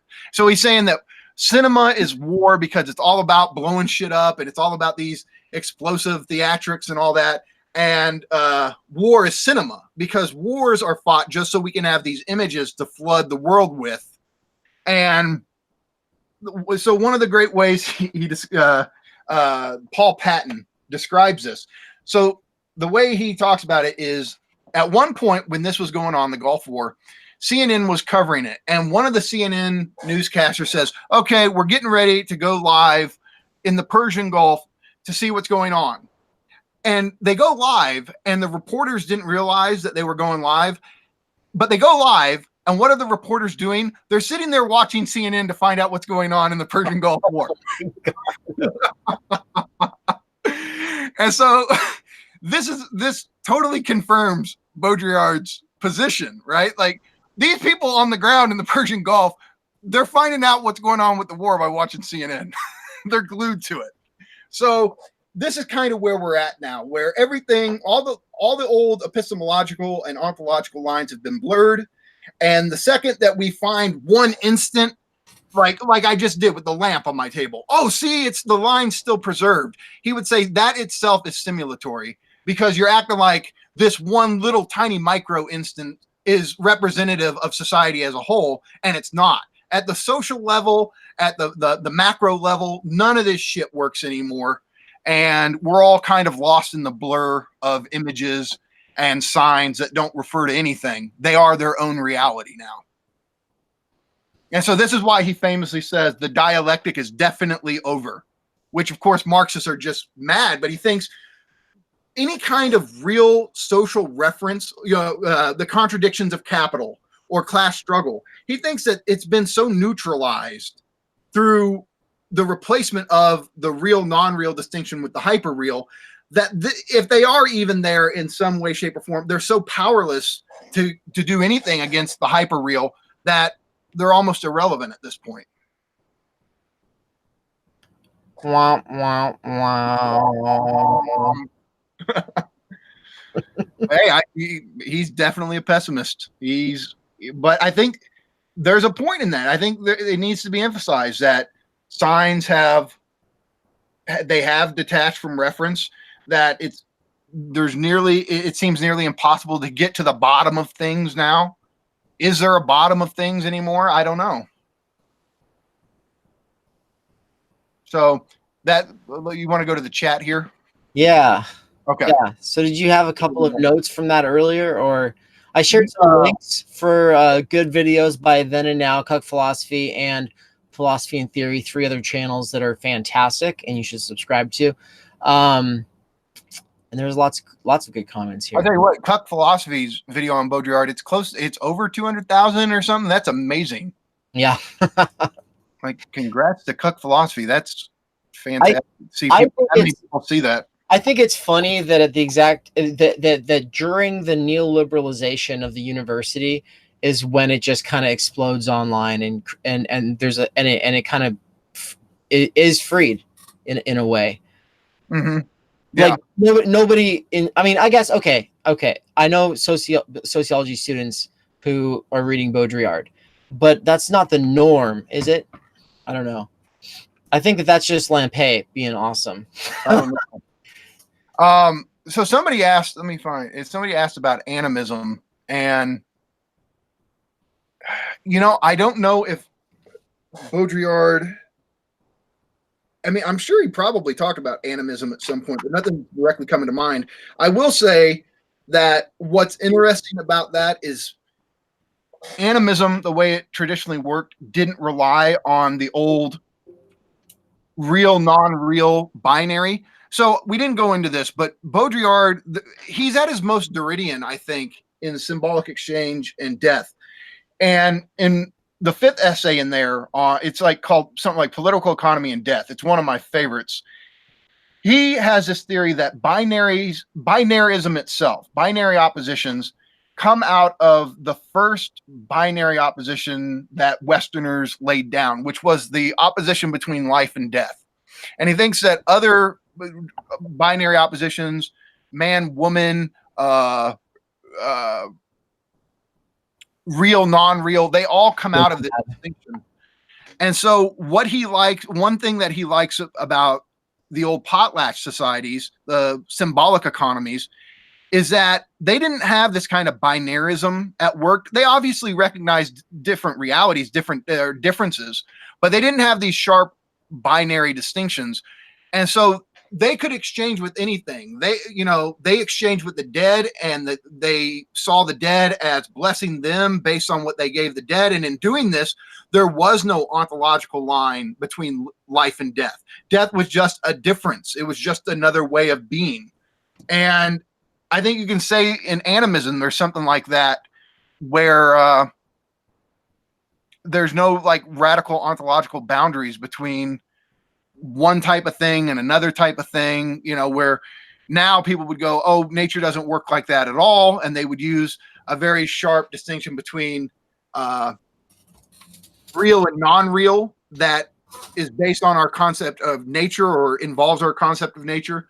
So Baudrillard, he doesn't like these sharp distinctions. He thinks that they're always a power play, that one, it's like with Derrida, where one of them gets the upper hand and in a sense neutralizes the other. And he thinks that it's better in some way for them to be able to exchange with one another, give and take. And so I don't know. I wish I knew of a direct reference to animism, but nothing comes to mind. So Forbidden Shufflers brought up #altwoke a couple of times in reference to Baudrillard. They reference Baudrillard, and they even reference him in connection with Kim Kardashian, which is cool, which is because you were doing that on the fly, So have you read the Alt-Woke Manifesto? I haven't. I've been. I have. It's good. They're basically accelerationists, but yeah, they're like postmodern accelerationists, and it's great. But their basic thing is like wokeness has been. They're calling it a consumer identity. They're saying that it's that it kind of just doesn't actually do anything to change the actual situation, and so it's a whole. It's kind of like a good follow up to the Accelerationist Manifesto. Okay, well, Forbidden Shuffler, thanks for bringing that up. I'm going to read that this week. I've been meaning to read it for a while, so this gives me the motivation I need to finally read it. Yeah, I don't know if they're dirtbag left, but if there's this current like a rift between dirtbag and SJW left, then I don't think alt-woke is on that rift. I think they're their own thing. So yeah, well, I'll definitely check that out. Somebody said, where was it? Laura was here. OMG, talking about the simulation is a simulation. I love that. Yeah, there's no way to get out of it, right? Because when we're sitting here talking about the simulation, isn't what Baudrillard's trying to do is give this accurate description of that which isn't, that blurs all of the ability to have accurate descriptions? It's a good point. Okay, even if we're being inconsistent, right? I mean, if we're trying to talk about what's going on, we have to attempt it the best we can and basically take the risk, I guess. Otherwise, we just have to all shut up. Which again, there's part of him that likes the idea of all of us going silent and shutting up. He talks about that in silence. Never. We won't do it.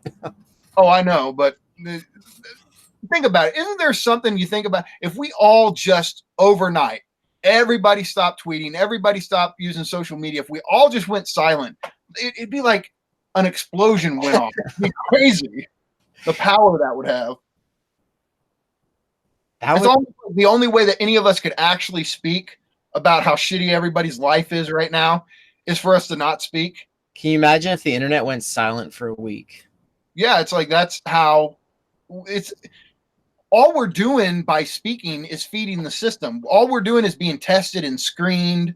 He talks about that a lot. Is now it's not about browsing for sign values at the mall. More and more, our consumer activities are just ways for them to screen us, which we call it data collecting and all this kind of stuff, where everything we do is just a test for them. If we just subtracted ourselves out of the equation by going silent, it's like it's in a sense the only way we could actually articulate our system, our current situation, is to not speak at all. So anything else in the chat here we need to discuss?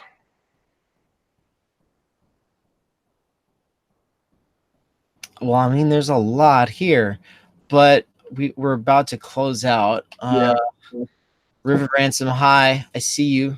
Hyperreality is your jam. That's good. Yeah. You know, speaking of real more than real, if I was using OBS right now, I'd have the contrast raised. I would actually look better. Right. I'm using Google Hangouts because I've had issues with OBS because it's just I don't have consistent enough Wi-Fi connection for it. So this is what I'm working with, but I'm just saying I would look so much better. I'd look more real than real. I'd look hyper real if I had OBS running right now.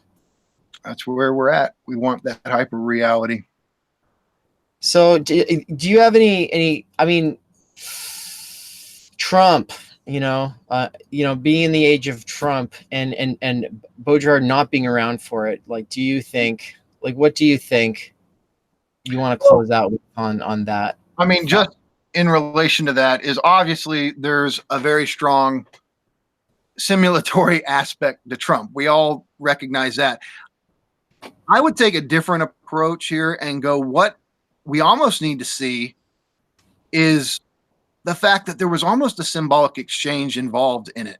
That as look, you know how I feel about Trump, but from a Baudrillardian lens, what was interesting is, and I'm not advocating this, but I think we have to recognize it. We gave something back, but not we. The people who voted for Trump gave the system something that they did not want, that they were not ready to integrate, that was not coded. And it's like we wanted to do that with Bernie. Yeah. You know, because at least in America, yeah, basic social democracy isn't really a big deal in Europe, but it would be a big deal to put that into play in the system here. But we see what he's done in Washington. We've seen all this stuff. And there was a weird moment where, what about the fact that Boris Johnson looks like he's a copy-pasted version of Trump, you know? like he's like a slightly altered, like copy-paste. Copy pasta is going around like a fucking cancer. Yeah. And Great Britain just is maybe getting theirs, so... Look, I guess I've wanted to write about this for a while. I want to do a Baudrillardian analysis of Trump, and the simulation is there. I see a weird symbolic dimension of it where a gift, it's funny, a gift was given to the system that it's had no counter gift. There's no coded response for this. Like the Washington, the structure of how Washington works and how they still don't know what to do with this asshole. Yeah. And the American people are part of the American, I don't know how we feel about it, but they gave something to this system that it wasn't ready for. I so wish this had been a leftist thing. Well, there's so many people still who are just convinced that like we can just go back to the Clinton era. Like that's yeah. It's like through Biden or whatever. It's like when you meet people, it's like, I don't know, that's a completely different reality from my own. I'm like, that doesn't even seem, you think you can compensate for the event that was Trump with that? You think that would like tranquilize or react to or be able to respond to that? No, that's crazy. So the thing is, it is giving us like a pivot point into a bunch of new possibilities. Right. And again, this is one of these hard things. It's like as a leftist, I don't want to like see anything I remotely go, oh, but there was a sense in which the population gave something to the Washington system that it wasn't able to integrate.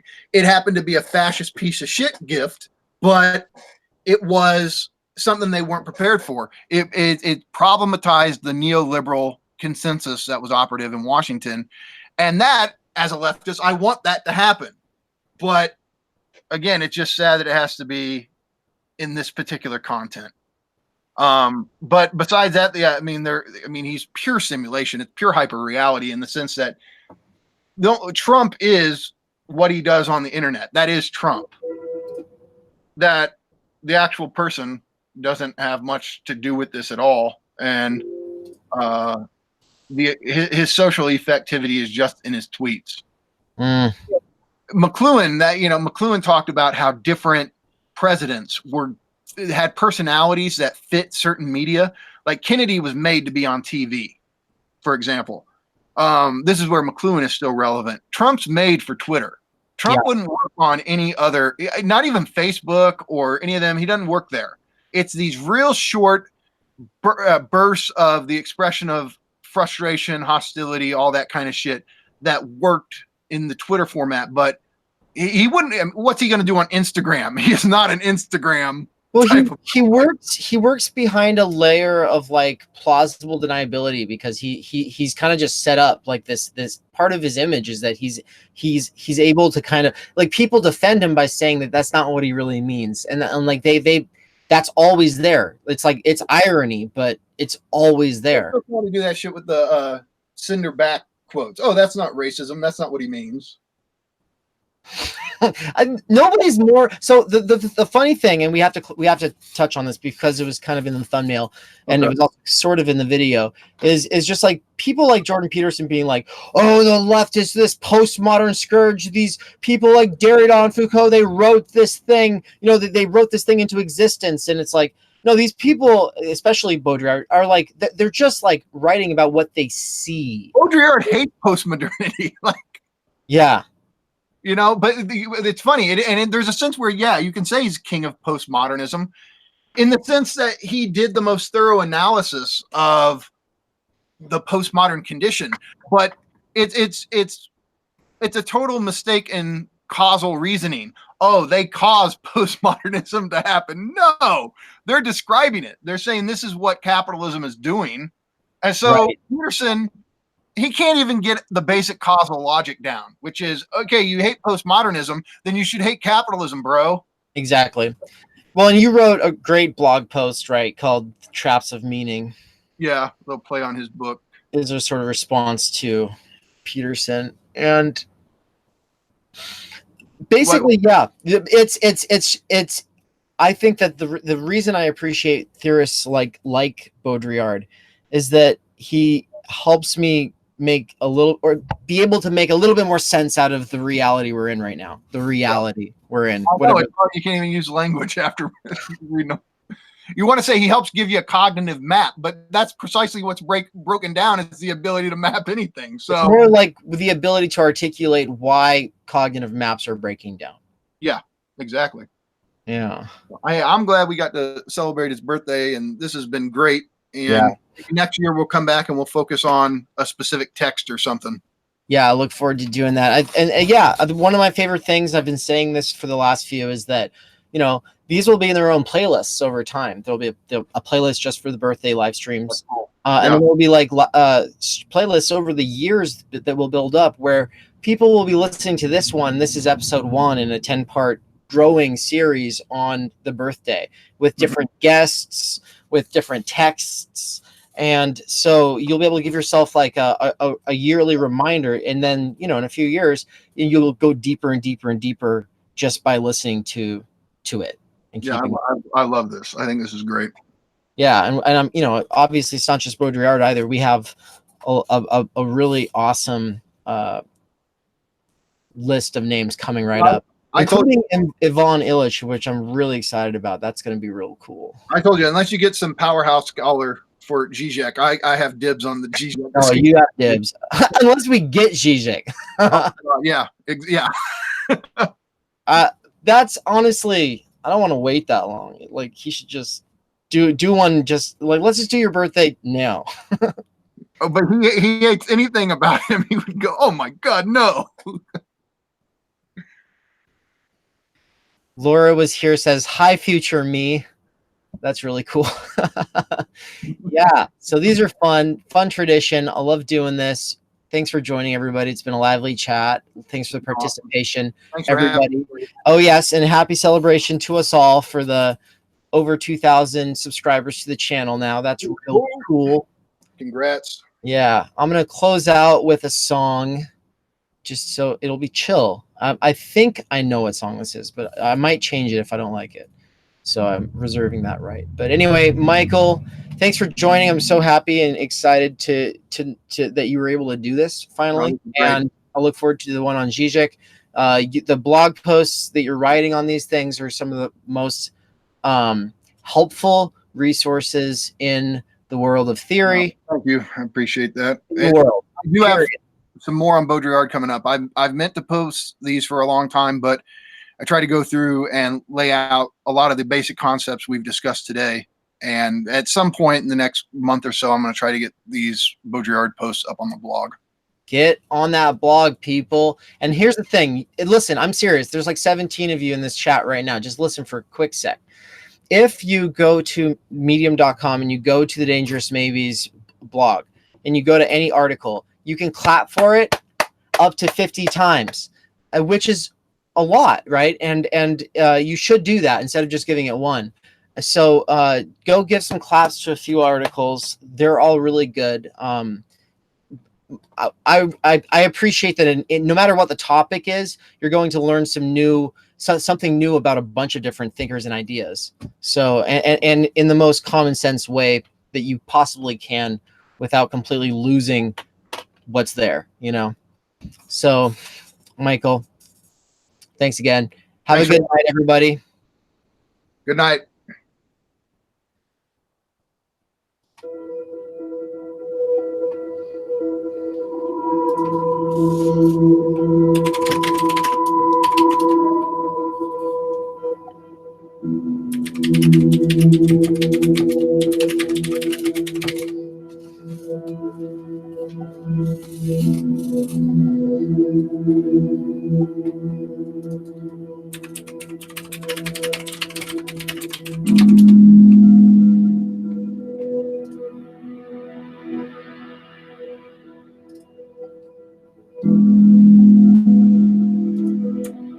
Dropping that link in the chat for the Dangerous Maybes blog.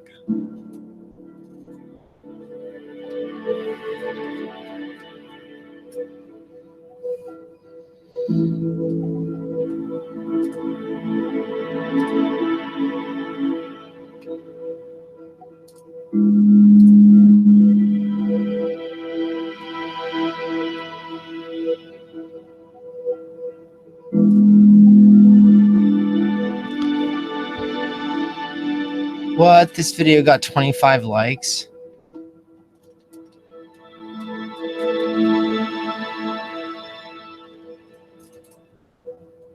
What?